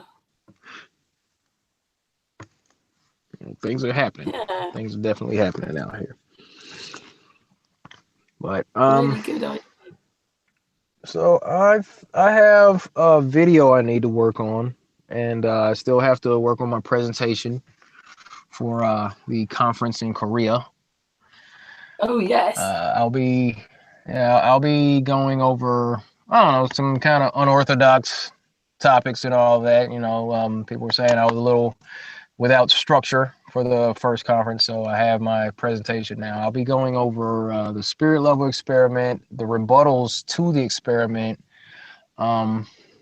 discussing the idea of teaching flat Earth from a common sense perspective, and I believe like the importance of community. I believe, so I'll be covering those topics at the conference. So thus far, I've gotten mostly through the spirit level experiment and the rebuttals. So I need to get on the other few topics out here. Well, we very much appreciate you coming on, and we wish you well and all flat Earth hugs for your presentation in South Korea. And thank you for coming on the panel. Thank you. Thanks for having me on. Big flat Earth hugs for you. Thank you. Yeah, take it easy. It was great to talk with you and great to meet you. Have a good day. Great. Thanks. Good talking to you all. All right. Thank you. Have a good day, everybody. Be good to each other. Take care. Stay flat. I'll see you. Thank you so much. Yay. Well, that was very nice. Don't all talk at once. I'm talking. Yeah, I enjoyed that. My panel's going a bit slow. That's it. We're back now, I think. There's Angel. Can you hear me? Me? Yeah, there's you. We can see you on the screen. I'm cutting in and out a bit, but that's, I think, is my internet today. Yeah, well, I enjoyed meeting him. It was really nice. His videos are like pretty straightforward. I like that. Yeah, and obviously everybody will remember the one with the globe and the sticker underneath. Angel, do you want to talk a bit of pyramids? I know it's a completely different subject to what we were talking about, but that's what we usually do on a Sunday night. Well, I've been working on mine, but I kind of it would be I really depends on where people are.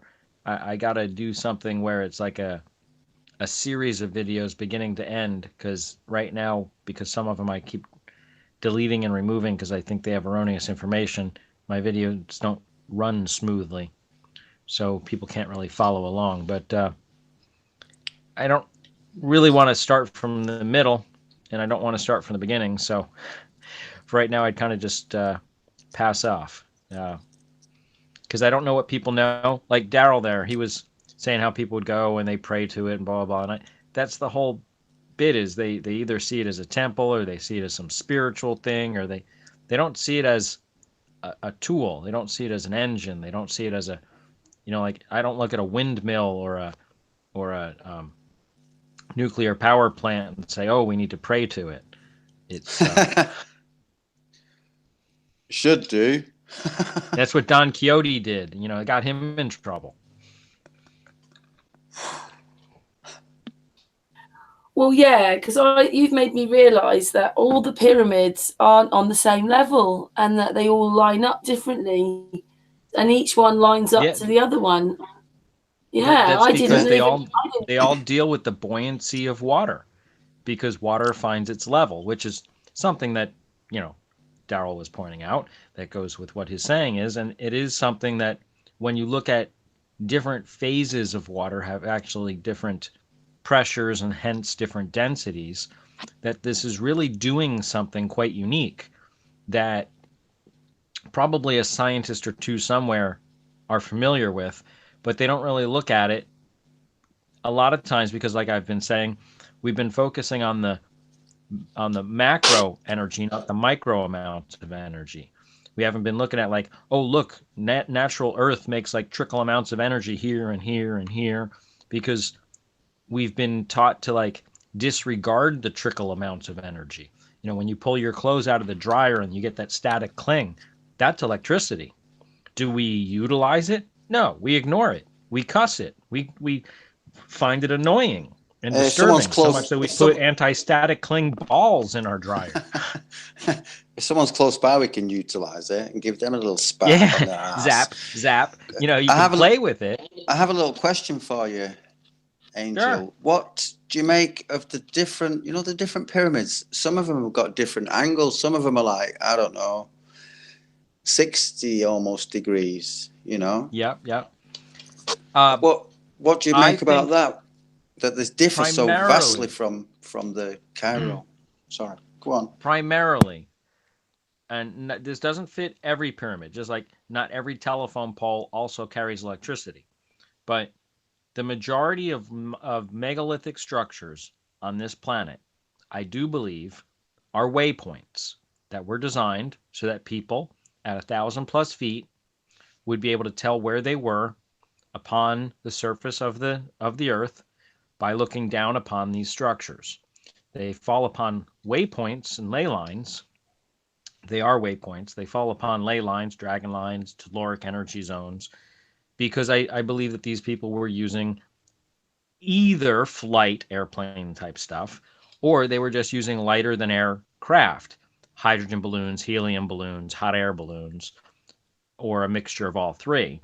And we're navigating using the magnetic properties of the earth to bounce back and forth and follow these energy lines like you would a dirt path across a field or something. And they would use that, and then with the waypoints would bounce back and forth and use that for navigation. I don't think they had GPS, but they had the art of air travel. They had the ability to know and sense magnetism, and they had the ability to see structures upon the ground and to be able to decode them, because each one of these structures follows a set pattern of circles and triangles and pyramid pyramid shapes and such, and a majority of them can be reverse engineered to a number, and that number can be broken down into minutes and seconds and fractions thereof upon the exact same do longitude and latitude today, only you have to skew the prime meridian from Greenwich, England to the Great Giza Pyramid. And when you do that, I'd say 80% of the monolithic structures fall into that category. Now, somebody could have built a house or built a pyramid or built something, and they didn't follow the code because they were just building it to build it. Or they were following their own code. They were marching upon their own drum. But a majority of them follow a set pattern, which tells me that at some point in the past, there was a civilization that was worldly traveled and were smart enough to build this system and knew enough and had enough time on their hands to make these huge structures. And not all of them were functional. Now, granted, a buoy sitting out there in the bay, it has a function, but other than sitting there ringing a bell, it's not doing anything. The Great Giza Pyramid, the Bosnian Pyramid, and a couple of other ones, I believe, actually performed a mechanical function. They did work, where most of them were just waypoints that told you where you were when you were flying around. I think some of the rocks that artists would show us where they have that cut in the middle and they have the stair shapes and stuff, I think those were like their address blocks. And some of them that he was pointing out were right next to the structures where the front of it looked like a mountain ridge and the back of it looked like the inside of somebody's house that was gutted. Because I think that's pretty much what it was. I think they had the art of molding or fabricating rock. And, one of the best ways to have security is the art of deception. If somebody walks by your house and they don't even know it's there, like a rabbit hole or a snake hole, they're not going to attack it. You're walking across a path and you look over and there's a mountain ridge. You see a mountain ridge, you walk on by. You don't know that somebody's luxurious home is right behind there with all their riches and wealth in it. But if you camouflage it as like the side of a mountain ridge, no one knows. They walk on by, everyone's happier. You and your wife, you come home with a deer or something like that, you bring it in the back, you got your kitchen, your kids are all happy, people walk on right by, they don't even know. They don't, if you're out of sight, out of mind, like I was talking with Mr. Marble about, if no one thinks about flat Earth, they don't take the time to research it. You don't even Google it. You're not sitting there bored and say, oh, what is this flat Earth BS? It's out of sight, out of mind. You walk into the kitchen, you look in the refrigerator, there's apples and bananas. All right, no problem. Let's look at apples and bananas today. You don't know there's cookies in the cabinet because mom didn't tell you there were cookies in the cabinet. Out of sight, out of mind. You don't know they're there. You're going to eat the apples and bananas. You're not going to eat the cookies. Cookies are for after dinner, and they're a special treat, and only you know about them because only you know they're there. It's the same thing. Parents do it to kids, but they don't realize when the government does it to them. Very well put there, Angel. And Jay will say that we have a pyramid in our head, won't you, Jay? Yes. And apparently we have one in our foot. Sorry, go ahead. So everybody's eating. Everybody's come on and been eating. Anyway, carry on, my darling. Yeah, Angel, I just looked up something, man, on etymology. I found an interesting connection to the pyramid because, obviously we have the metal RA pyramids. But I'm going to share my screen and show you an etymology. This might give you another interesting understanding of it. So you can see that, I'm sure. When you look it up, you find pediment, pyramid, pediment. You find Giza, of course. You find snooker. That's a game. Notice it says to place the white ball so close behind a pool. The white ball, that'd be ether. Has to be. Ether is white in science. Tetrahedron, of course, teach that for fire. You got snowball. Then you get Anuit Coptis, which we know is on the back of our dollar bill. You know what I'm saying? And then you have Burj. That actually means fortress, like the Bilderberg group. So these politicians, they love this shape, right? So when we go to pediment, I'm going to click on it. I'll show you how it relates to the foot. So yeah, when you read this one, it says basically said to be a workman's term. So obviously it's something that requires some sort of physical labor, but it's the footman. And so metaphorically, you know me, I'm into physical metaphors and all that jazz. I think the pyramid is also a beautiful symbol of being grounded, solid. Like, because when you have a tent, when you go camping, you have a hippocampus. That's so funny, man. I'm having aha moments, but I won't go on a tangent. But it's very simple. These things are symbols of our bodies, and so like I feel like the science of the pyramid definitely, there's something about our body parts that directly connects to the structure of it, to the energy of it. So whatever the pyramid does physically, the human body is definitely relating heavily to that. Whatever electricity it generated that you're researching and you're building your own. I would even go as be so bold to say, like, you know, you rub your hands together for heat. I'm wondering if with the feet, since it relates to our feet, if there's something about heat in our feet being grounded in the earth that can connect to other meanings of the pyramid. So yeah, I was just going to chime in and say that. What are your thoughts on that, Angel? Well, I'd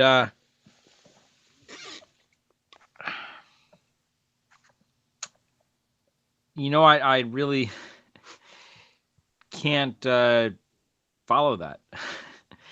It's kind of like if you looked at a sawmill or a wood mill or a, you know, something like that, and I can't really relate that to a person. Now, a lot of people like to try to put the Fibonacci spiral and the whole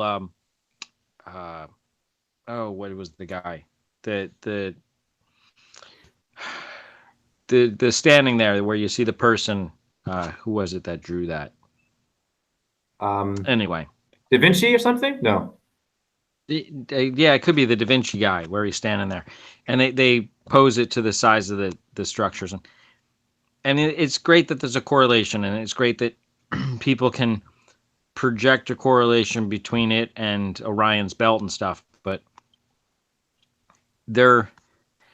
I think they're all following rabbit trails. There were seeds planted that were, I mean, I'm not going to say they were from people who weren't thinking, but they just saw something that may or may not be there, and I don't think is relevant to the function of it. If I drew you a little science setup with some beakers and some, you know, rubber hosing and stuff, and somebody says, "Oh, look, that could be Leo, and could be the Big Dipper," and you know, that's great, but it's a machine. Gotcha. And when you look at it like a machine, you pull your head out of the sand, pull your head out of the desert, pull your head out of the tomb bit, pull your head out of it's meant to project to certain spots in the sky, and look at it as a scientific lab setup that, you know, that's how I'd like people to see it. Now, granted, it's a huge, but then again, up until recently, we didn't have things like now we have CERN and the LHC, Large Hadron Collider, which is 17 miles in size. You know, we didn't have where we take a mountain and we strip it down and we go 800 feet down into the ground and we, you know, whatever they call that, earth stripping or whatever it is, strip mining. You know, we didn't see projects of that size until this century. So we didn't have people that have fabricated so many ideas for the past 100 years, 1,000 years, past millennia. Many theories have been thrown out there, thrown up against the wall. A bunch of them have stuck. But we didn't have the knowledge that we have today to see this. And we didn't really, I don't think anyone has ever sat back and looked at it as a machine as opposed to a tomb or projecting towards skies or projecting towards. Go ahead. Just a quick question, because I know that whenever I talk about metaphors, you tend to pull away, which is totally, I understand. It's cool. But my issue is mind control today. For me, the whole battle with us and being poisoned is to get us to be sinners and to not look at our bodies as something unique that can do things. Like in our brain, we have copper. Like electricity is flowing in the brain, human brain, right? So very important. I agree with that. As a scientist, I'm going to show you. that mantras In fact, work. I'm going to show this again. Let me Hold point on. out to you real quick. Yeah, Well, go while ahead. you're Go getting ahead. that Go ahead. ready, just think about this. When people say that, you know, humans don't have electricity, or the whole the bit with needles where you shove needles in people, whatever you call that, Acupuncture. Yeah. acupuncture, people say that's poo-poo and stuff, you know, but yet then again, they're very, very happy to hook you up to an EKG machine, which is electrical cardiograph machine, which is Mm-hmm. feeling the electrical impulses in your body on a very minute, you know, they're feeling the impulses in your body when your heartbeat and all that sort of stuff. And they follow that stuff like a religion. That's all electromagnetism, and it's coming out of your body. Your body is an electromagnetic circuit. Right. And when you look at that and you think about people putting the pins in your body, what did you say it was again? It's okay, man. Acupuncture. You're fine. You're fine, man. Acupuncture.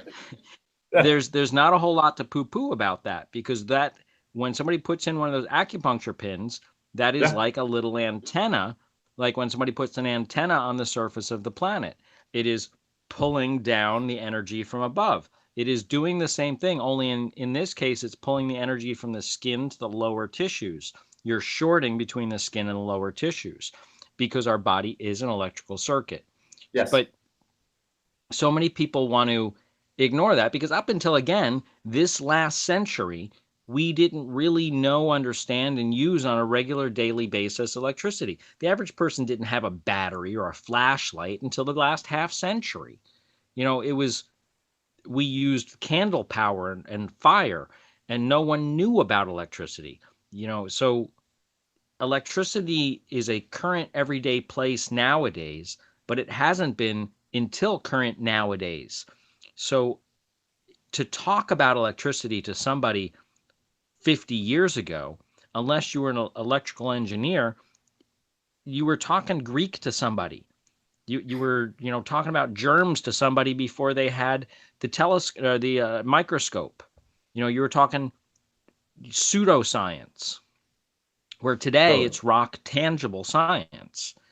But the theories on the pyramid have been made up and fabricated for a millennia, and many of them have made their way into textbooks and are fed into you, and they're not bad theories, but they're wrong.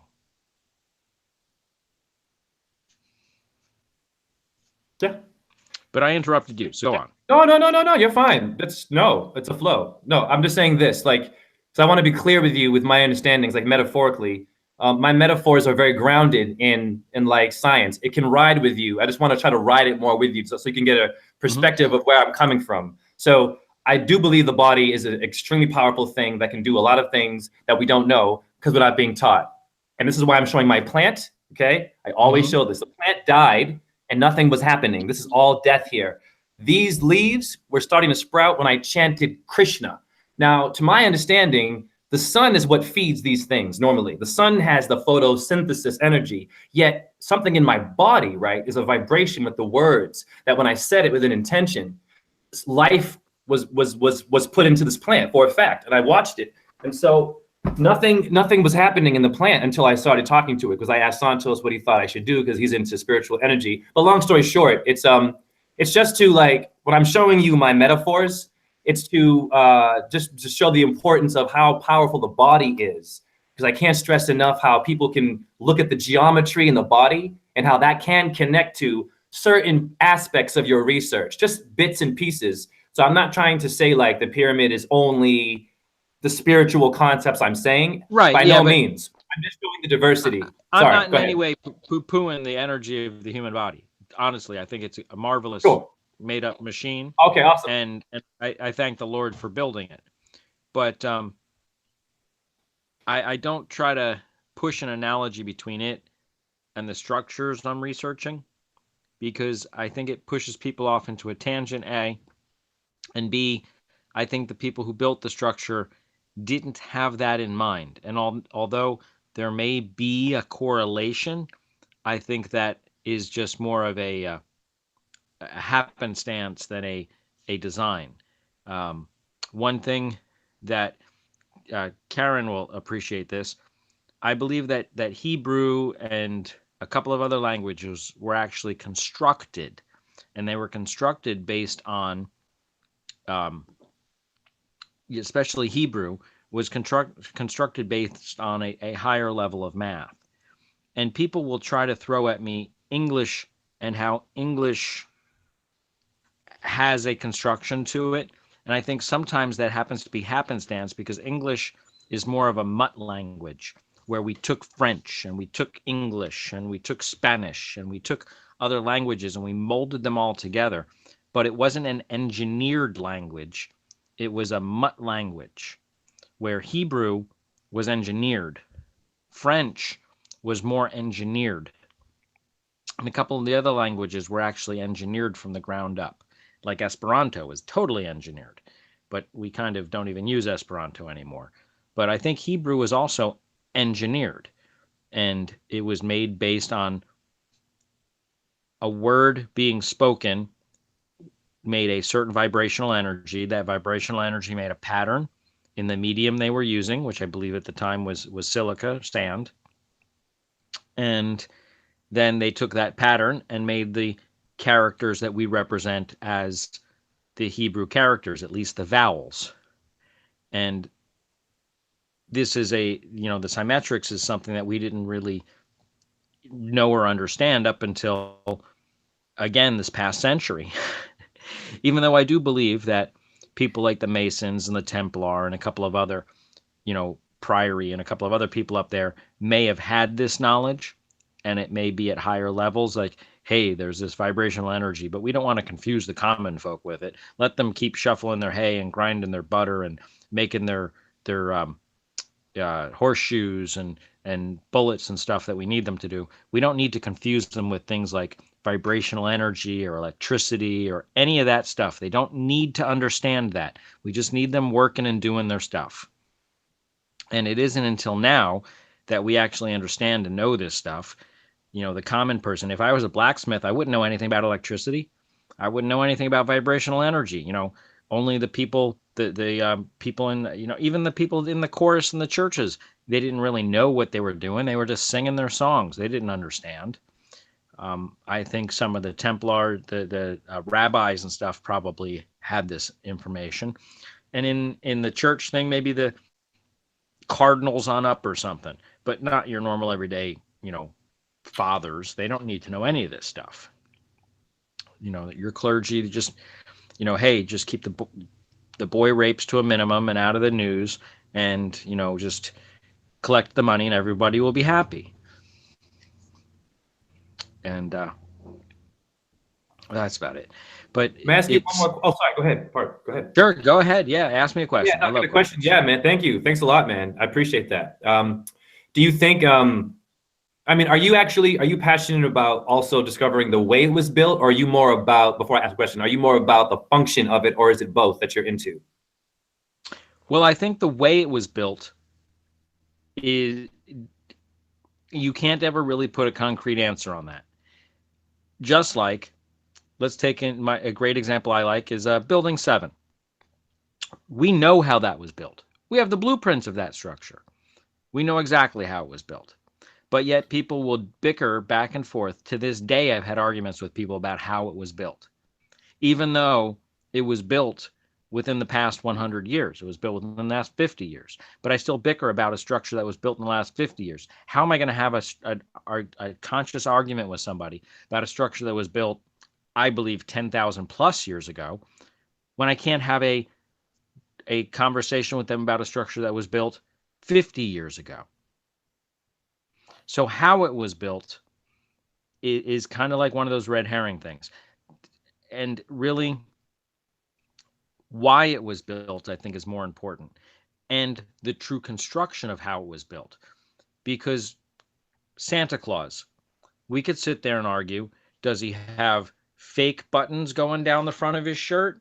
Or are they actual real snaps? And it's a pull across thing? Or is it one thing that, that has a pullover type stuff? We're bickering over a fictional thing. One of the problems that I was just bickering with somebody the other day, but I'm sitting there talking about the pyramid, and they're telling me pieces that don't exist. And I said, you're telling me pieces that you don't have pictures of, because I know you don't, because I have pictures of the real structure you're talking about. You're telling me something that you got out of a story. Somebody put words on a paper and put a mental image in your mind, and you have planted a picture in your mind based off the words on a piece of paper. You didn't look at a picture or a video of the structure. And I referred them because luckily we have people with GoPros, and we have people that will break the rules and bring a camera into the structure. And I can point them to videos of GoPros or pictures or stills or people with that took VHS camcorders back in the 80s and 90s. And I will say, look at this structure and tell me that that doesn't contradict what you just told me. And like, wow, you know, that looks different than what I thought it looked like. I said, exactly, because you just got your mental image of the structure out of words off of a piece of paper. Look at the structure. Let's bicker about the configuration of the structure. And then once we know what the structure is, let me explain to you what nature will do within the structure. Not hocus pocus, not science, not energy being beamed off to Uranus or something like that. Talking about real physical science within the structure. And that's what a lot of people don't do, because we're off on this tomb tangent. If it's a tomb, you're not going to look at it like a windmill or a water mill, or, you know, you're not looking at it like a machine, because you're so worried about it being a tomb, and where does this shaft point, and how does this correlate to your chakra points. I mean, that's great and wonderful, but it's a tangent off of the. Go ahead. No, yeah, it's good. Awesome. I'm gonna ride with you. Cool. So here's it's kind of my theory now, because I appreciate talking to you about it, because I'm not well versed in a lot of research on the pyramid, but the symbols. So here's my theory and sort of question towards you. So since it's hard to find like the blueprint of the pyramid, and it's such a spiritual, no, it's and not. also, pardon me, it's not hard. I thought you just said it was hard to get a blueprint. No, you want the blueprint? Go to blueprint.giza.ws. They're actually located on the Nazca lines, on the Nazca plains in South America. So they know exactly how they were built. That's what I was asking, because I was going to say that. Not how. That's what I'm saying. How they were built. Okay. And the designs are two different things. Okay, pardon me. All right, how? Pardon me. So this is thank you for clarifying. Good for me. This is where I come with my theory. Because the how is so kind of dancing around, our good word, we are dancers.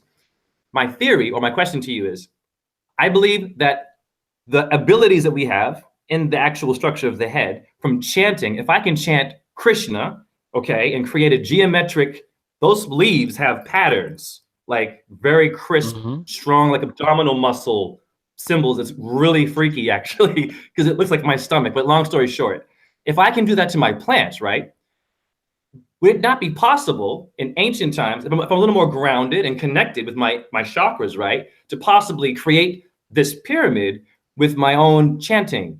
So this is kind of where I'm just, I think I might need to research it a bit more, but I feel like there's something there that could be interesting. So I'm just putting it in the ether. I'm not forcing it down your throat. I'm just trying to dance with you with it. That's it.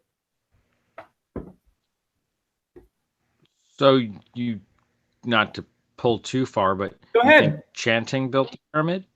Yeah, I do. I think that if I can, once again, I just showed you that I talk to my plants and I breathe life into them. Oh, that might sound crazy. Right. That's because you're exhaling carbon dioxide and the plants are happy to consume it. Not only that, but the vibrational energy that you put out, they use as energy to work and thrive on. And I do. So the minerals that made the bricks, energy there. Yeah. But the minerals that made the bricks then of the pyramids are all natural, right? Like the plant. So if I have that ability for my plant, why wouldn't I have that with brick structures that put, things together? I'm just putting that in the ether because that's a lot of.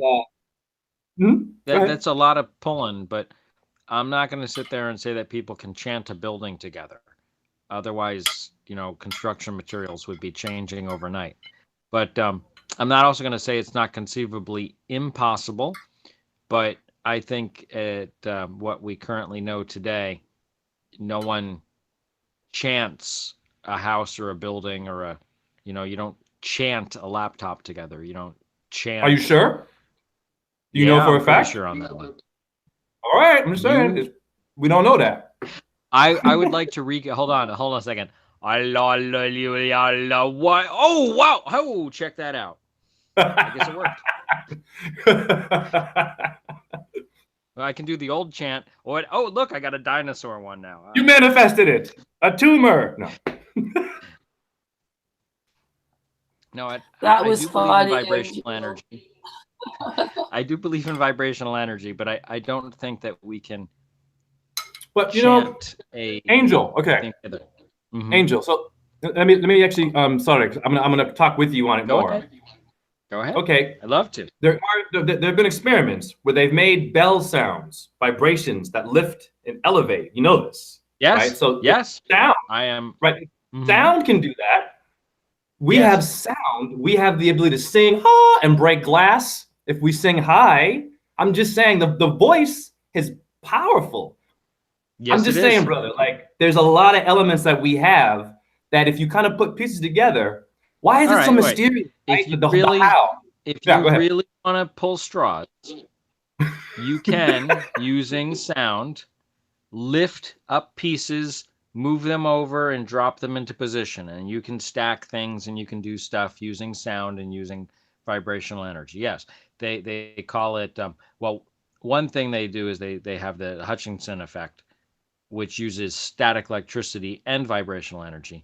And you can also, there are videos where you can see they can hover small things like, Cheerios and stuff like that, and they can hold them up in thin air just using vibrational sound energy. And if you don't believe it, you can. I believe I it. can find a video for you. I believe you. Yeah. But so yes, while that can be done, you can't take a pile of sand and do a chant and have a sand castle. All right. I'm just telling you that. Okay. I'm just telling you. I researched Native American mythology, and they speak in amazing metaphors. And in one War of the Gods story, okay, the Venus creation, the Snohomish Native Americans, they chanted the term Yahoo, which means brutes in human form. Actually, in etymology, it's pretty funny because zodiac means ring of animals. Why are they doing that, right? Anyhow, long story short, they chanted Yahoo, and the Yahoo, it lifted the sky. So what happened, what they saw when they experienced this cataclysm, the sky went lowered and darkened. And so from their thoughts combined and their breathing and chanting, they actually created a result, apparently.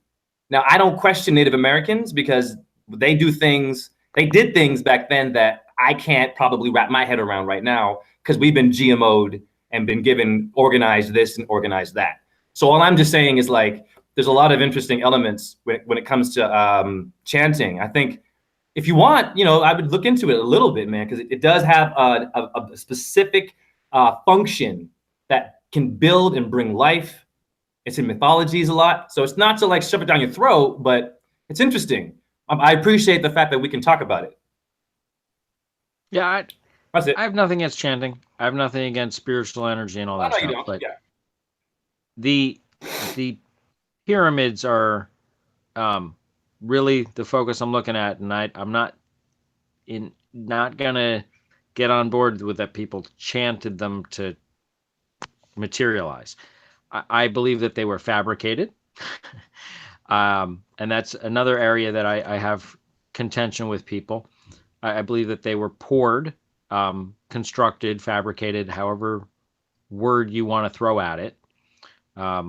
But I don't believe that they were quarried, and I don't think that where they're worried about how they pulled the rock thousands of miles, I don't think they did. I think they pulled the materials and fabricated the rock on site.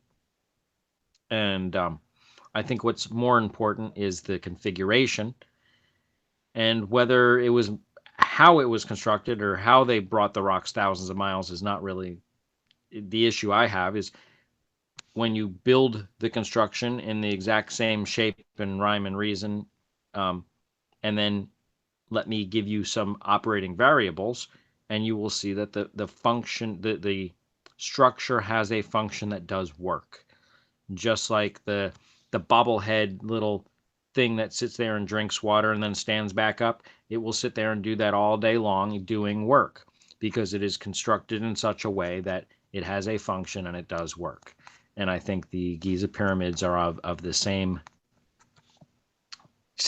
avenue, the same nature, that they have a function, they have a form that does work if the right operating variables are put in place. And if we're off on the tangent that we think it's a tomb, or we're off that we think there's spiritual energy, then that's great. I'm not going to argue that spiritual energy doesn't exist. I'm not going to in any way ever argue that the human body is not a electrical machine, because we use paddles to shock ourselves back into life if our heart stops. And we use EKG machines to sense the magnetic pulses of our nervous system. And we can use electrical stimulation to make our muscles tense. I mean, that's what TEMS units are. And we use heart pulse things, pacemakers. So we can use electricity to stimulate our body, hence our body runs on electricity. I don't argue that. It's vibrational energy. But I think the pyramids are really a bigger thing, just kind of like the whole flat earth is. We have been given a false avenue to go down, and it's part of the reason why my last video I called it pulling your head out of the sand, because I think if you look at it like a science classroom project, regardless of how it may or may not relate to chakra points in a human body, that the structure does work. Just like if I put together a Lord Kelvin drip generator but didn't add water, you'd stand there and say, oh, it looks like a pretty sculpture. But when you add water, it does work. It performs a function. Things will happen. Nature has a reaction. And that, I think, is something that when people see it, that these people knew of electricity, that it really puts a huge hole in the Benjamin Franklin was the first one to discover electricity, even though Faraday discovered it like 100 years before him. But, it's one of those little white lies in history. And it's one that they don't want us to know, because that would throw a huge hole in the hole. We're the discoverers of electricity, and the people before us were stupider than us, when it is quite evident that the people a generation or two or an eon or two prior to us were, I'm not going to say more intelligent, they had more knowledge. They had more knowledge than we did up until this current century. And they may have had more knowledge than we do at this point, because the pyramid does more than I know it does, because there are extra pieces I haven't yet figured out, but they're there, they exist.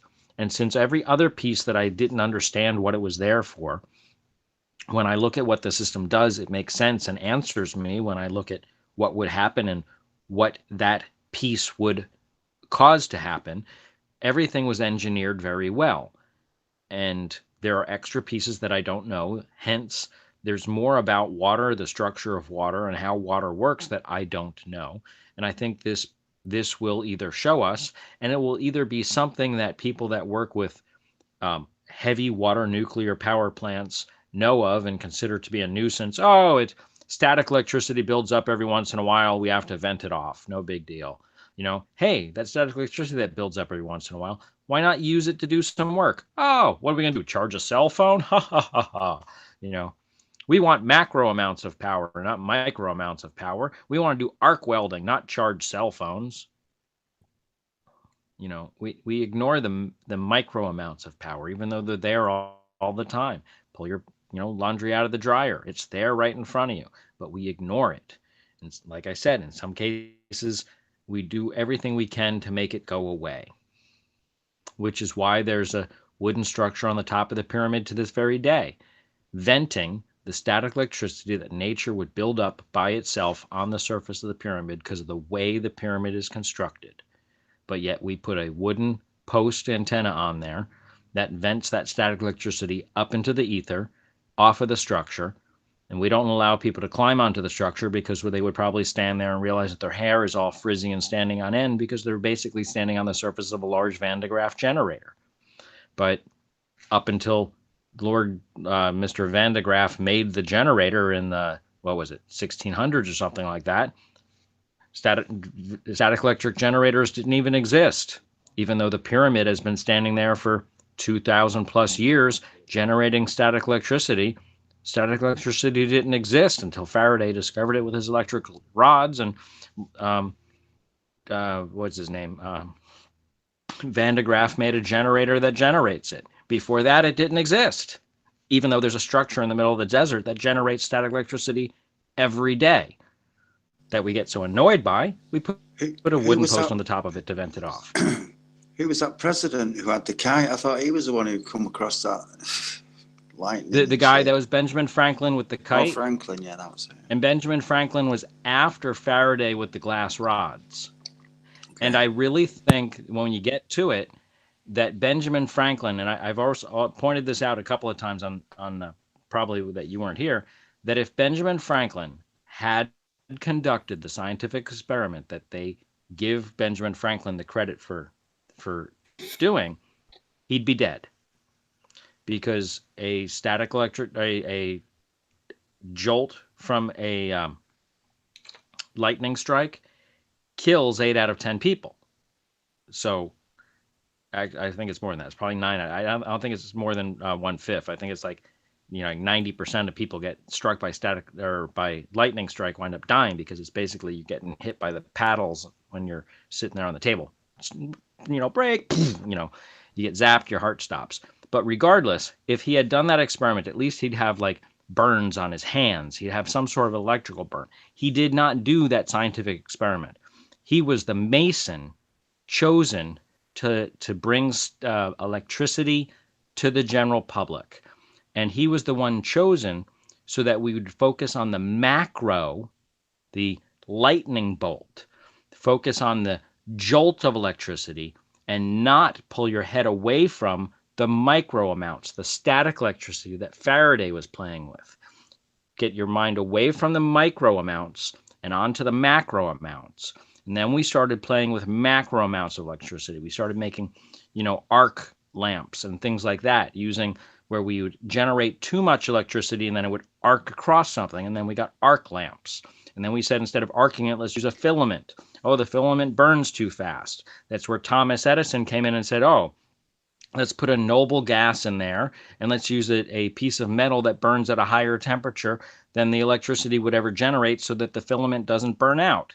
He made the light bulb better. He didn't invent the light bulb. That's another misnomer, that Thomas Edison invented the light bulb. That's like, if you look it up, who invented the light bulb? Thomas Edison is a name that pops up. He didn't invent the light bulb. He improved on an already existing light bulb. And the reason he improved on it is because he used to be somebody who did film. And I happened to be one of the few people that stood in the Black Maria, which was his movable set that he would move back and forth to keep in line with the sun, up until he improved the light bulb and made it so he didn't have to keep moving his set to keep in line with the sun. He made an artificial sun, aka the light bulb. He got upset with only having to work during day and having to keep moving his set to keep in line with the sun, because that was the only source of light they had until he improved on the light bulb, because the light bulbs kept burning out and they didn't have fluorescent light bulbs yet. They didn't have mercury light bulbs. They didn't have all those things yet because he didn't invent them yet. So it's just knowing history, kind of when you put all the pieces together, you see that static electricity was always there, but it was poo-pooed. It was, what can you do with so little amount of electricity? And I'll tell you right now, I'm charging a cell phone using tiny little bits of electricity. I have told everyone I got little solar panels that up until half a decade ago, they were useless. What could you do with it? Nothing. Now you could charge your cell phone once a day with it. Up until prior to this last half a decade, you couldn't do anything with it. It wouldn't even light a light bulb because we didn't have LEDs yet. It is, the micro amounts of electricity are all around us, but we've not had a use for it. We didn't have a way to utilize it other than electroplating and making colloidal silver. There was very little use for micro amounts of electricity up until the last half a decade with the implementation of iPhones and smartphones and things like that that take micro amounts of electricity. Prior to that, you needed a lot. To run a computer, to run anything, you needed more electricity. You know, if you left your cell phone on in the 90s, you'd have a dead battery in the morning. Nowadays, you can leave your cell phone on for a day by itself.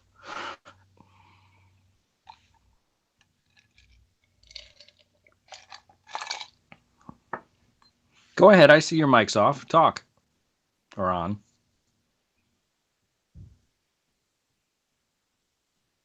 No? Oh, yeah, I'm here.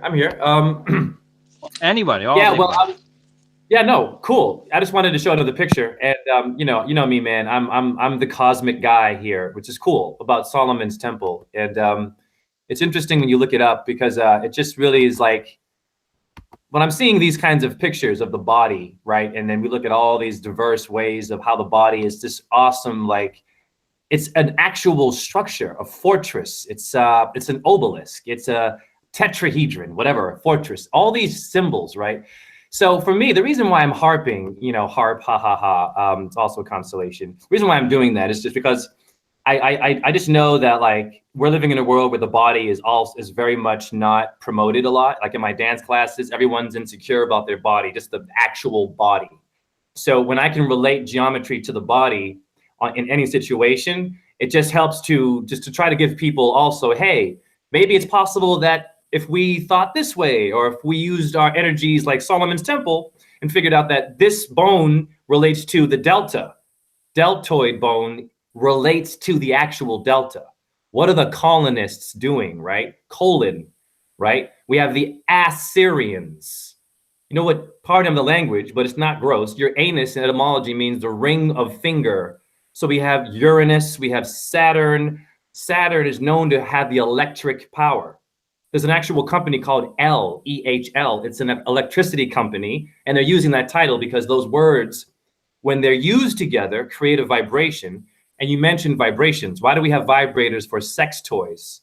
So what that's doing is the body has this function already. They're giving us toys that we don't need to be turned on, right? I'm not judging people who use it. I'm not saying it's all bad. I'm just saying that some of these things can be toxic in some respects, right? So when you're vibrating, what is it for, right? It's to get turned on, right? So I've turned on my room, the light's on, I'm sexually charged, metaphorically. I'm not saying anything like gross here about sexual energy. I just really like to harp in on how important it is to see, like for example, I did a presentation about the McDonald's symbol is an M. It's the body of the line here and the two arms. It's a body on a stick. And when you Google the crucifix, this is all geometry and science. It relates to you in some respects, just whether we believe in it or not together, it's okay. It still dances with you. When you're looking at the M, in my opinion, it's a body on a stick, using that, right? Bringing and attracting more magnetism that represent, using it in a way where it's unhealthy and we're not vibing together to build. Why do we say, I want to build? Like, let's build, man. It's not always about a physical thing, right? Like even a conversation has this idea of building, the master builder. I know that Hiram Abiff in Freemasonry, like you said, Benjamin Franklin, Mr. Hellfire Society, that hellfire is the fire of Venus. In your DNA, you have phosphorus, which means the morning star. Let me say it again. Very important thing to know because it's a science for your body, right? Your DNA has phosphorus. You have the fire of Lucifer, Venus, in your blood, right? So if I'm a Freemason and I'm pretending to use light bulbs and doing rituals, this is why I think it's important just to know the body has symbolism, because these Freemasons know this stuff. Like they know that your deltoid bone has a specific vibration or some important thing. Hence Cleopatra, the word clavicle also means Cleopatra. Now ask yourself, what's the queen of the world doing using a bone as her title, right? So when I see things like this, like the phalanges means a military division, right? Why? I tell my students, I'm like, what does that mean, right? you see tanks and men with things and guns, and it's all of it requires building things, sciences and heat and electricity. You need that to fire a cannon. I see the breath of meditation similar to the fiery energies of a cannon when I open my third eye and I illuminate myself, hence your Illuminati people. So Ben Franklin was an Illuminati dude. He was a man of fire. He was a man of loose cipher. He knew the dark energy of Venus. So when I'm like trying to get into the body, it's like I really want people to know it well enough to reverse the physical mind control that's being used with logos today. It's all geometry. I mean, you all know that. They use the pyramids and the colors, and it goes on, and people just eat themselves to death. They don't associate their body with anything to do with like a structure, a fortress, and you just see depression a lot today. So yeah, I'm just really harping in on, again, I want to promote confidence. Not to, stray from the pyramid thing, and I'll pass it on. I don't want to, harp too long, but I'm almost done. I just taught my Down syndrome student. Go ahead, Karen. No, I'm listening. Oh, sorry. Oh, yeah. My Down student syndrome. So, for example, she has a unique way of thinking, right? So my unique way of thinking is bodies and metaphors, but I'll just show you something that she does, okay? So in ballet, usually when you have to bend your knees, which everyone does to walk, you have to land and then bend your knees and relax. She jumps and she straightens her knees and hurts. I can hear her bones, right? Because she's different. So I watch the way she takes off in the plie. She bends her back and then her knees bend and then she goes up. So I told her to just think differently, right? I just said, when you land, do it the same way that you thought of it when you were going up. And then she started to find this bending and we were building together. My metaphor is like, something happens when you build with someone. Her confidence, it's off the charts. Like the mom was in tears just because like, it wasn't me, it was her. She was confident and she was creating phrases like you would a building or a structure. And yeah, I just really encourage people to just, your body is just so awesome. So I yield the floor. Yep. Yeah, thank you for that. And I'm sure that little girl really appreciates you helping her. Astral, do you want to say anything? You're asking me? I'm sorry? Astral, I said, Astral, do you want to say anything? Me more or everybody else? Astral. Oh, pardon me. I'm good just listening, actually. I'm yeah, a bit of reading, listening, few notes and what have you, So I'm kind of good, thank you. I'm very quiet tonight. I'm tired and I've got to go to bed soon. It's 1:45 or 22, whatever the right time is. So I yield the floor. Thank you for that. What's up, Kung Fu? Yeah, Kung Fu's been very quiet. Kung Fu. Yeah, right. Yeah, I've been Hello. myself, but I'm working on the tomorrow's stuff as well. Ideas for that and stuff like.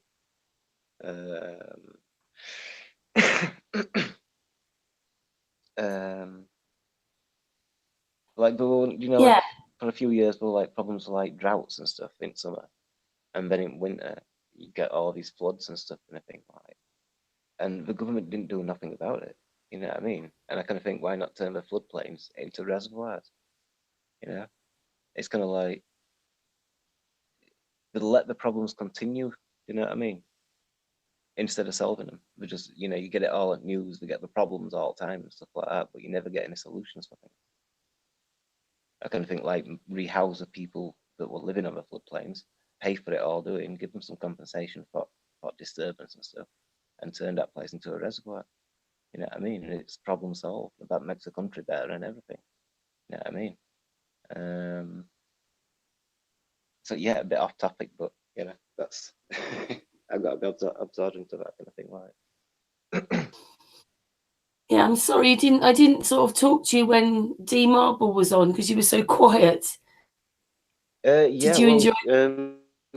It's just the flow of it. You know what I mean? If you were talking to him and it was like a conversation between, you know, you two and stuff like really. So I'm kind of there as backup or whatever and stuff. And if I think about sometimes, you know, I get some good ideas and stuff, but I don't know. Like I said, we were up late last night, weren't we? Yes, we were up late last night, and you're going to come and talk tomorrow about a better world. Yeah, type of things and stuff. Yeah, that kind of thing that I've just mentioned and stuff like. There's other things and stuff, I think. So, it's kind of like post flat Earth. You know, I mean, you go through the different phases and stuff like that, like cognitive dissonance and such, and then flat Earth obsession and stuff like that kind of thing. But then, like, it's been a while as that now, where I've been in that kind of phase, and now I'm thinking, well, you know, I mean, I've been wanting to wake everybody up and stuff, but we need to. I think we need to move forward. We need to move past it because it's like you can only go so far with waking people up, and most people seem to be better to wake themselves up and stuff. So if we present more ideas of what could happen after flat Earth, because people say, you know, why does it matter? And if we say, oh well, we'd be able to do this and that, and you know, we'd be able to change the world and make the world a better place. Education would be different, the money system would be different, the government would be different, and stuff like that. We wouldn't have wars and stuff like that kind of thing if we presented these ideas for, you know, like people for people and all this kind of thing. Then it does make a big difference, doesn't it?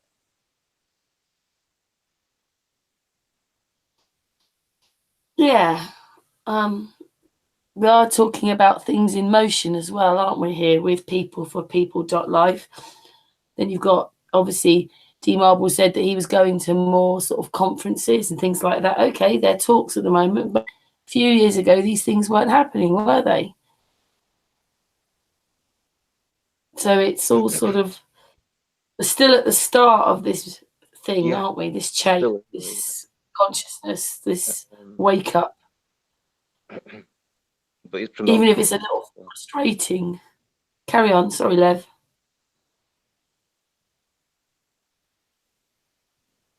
Lev? What did you say? Frustrating?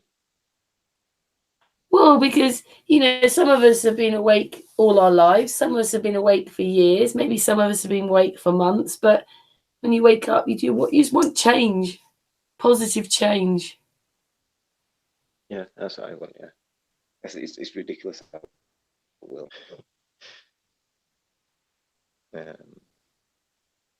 So yeah, just kind of promote ideas, make of a thing. You know, what everybody wants and stuff. Because I want to hear, like, from all the other flat earthers and stuff, like, you know, everybody that's a flat earther now and stuff like that, they're really early flat earthers, you know what I mean? Because it's only been this big for not so long, really, and you know, the past 3 years mainly, kind of thing. I mean, it's been there before then, but and always as well, but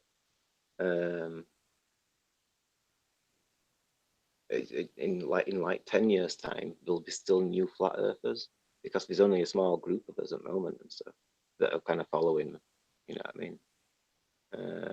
I don't know how many of us really. I mean, it's like they probably do lie about the numbers of everything, don't they? Well, it sounded quite positive listening to D.Marble because he said, you know, every day he gets people actually sort of confirming that people have woken up, but I actually felt that it slowed down a bit myself. Can I speak? Yeah, go for it, Astral. Yeah, the only thing that I could see different was that a lot of videos were disappearing, you know, whereas before it seemed like there was a lot of videos all the time. Maybe that's just me and my setup or whatever, and it's not the same for everyone. But he was saying, that it seems that there are more, you know, inquiring about it and what have you. And if there are, then that's only a positive thing, isn't it? You know, and it's got to be worldwide. It can't just be, don't you think, just in America? No, it is worldwide for sure. Well, it's quite encouraging going to South Korea, isn't it? 100th monkey. Don't you think, Astral? It's quite sort of refreshing to think he's going to South Korea to do a flat Earth talk. Yeah, it's quite cool. I like his energy. Actually, it's quite positive with it all, and I think that we need to be positive about it and stuff like. It's got to grow on it. You know what I mean? We've got to keep moving. Keep bringing ideas forward and stuff.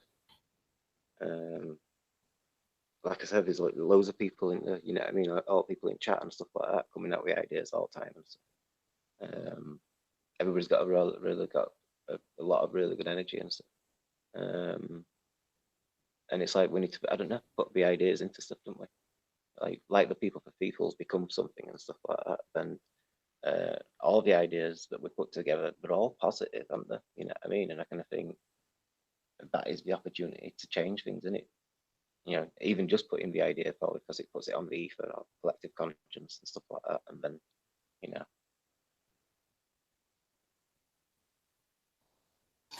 Yeah, and yeah, I think it's reassuring then if they say more people are, because I just feel they're trying to kill flat Earth, to be honest. But you know, I looked at a lot of the Facebook groups. You know, they don't have the groups aren't so sort of, I don't know. There's not so many people posting. Well, I think people are posting. It would be in more their from best their own- interest to kill it and or neuter it and or discourage it. If they in any way make people think that it doesn't exist or that it's, you know, ridiculous. Oh, you'll fall off the edge. These ridiculous people. Was it Bill Nye? Was he say like, oh, these ludicrous people? You know, it's because they can't, if they don't poo-poo it, if they don't make it sound discouraging, then people will actually follow through and, you know, research it. If they can neuter it immediately by discouraging it, then people won't research. But as soon as you research it, you find out it's true. I mean, you find out that, hey, they are doing laser experiments over the water. They are doing high balloon tests. They are doing all these things that show that we ain't as round as we've been led to believe. But that is the reason why they need to discourage it and neuter it, pan it down, whatever you want to look at it. I haven't quite seen the same deleting as you have for 9/11 and Sandy Hook and the Florida thing, but you know, I also haven't really been, all the videos that I like and favorite that are on my playlist, they're not showing up deleted. But I do agree that in the news it is definitely discouraged or made to sound preposterous. Yeah, like we're stupid, like we're crazy.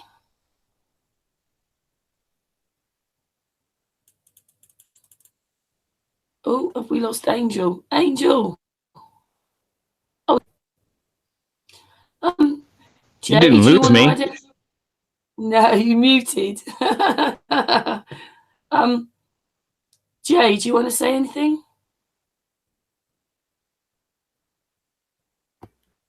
Yeah, sure. I think it's the timing is actually really good.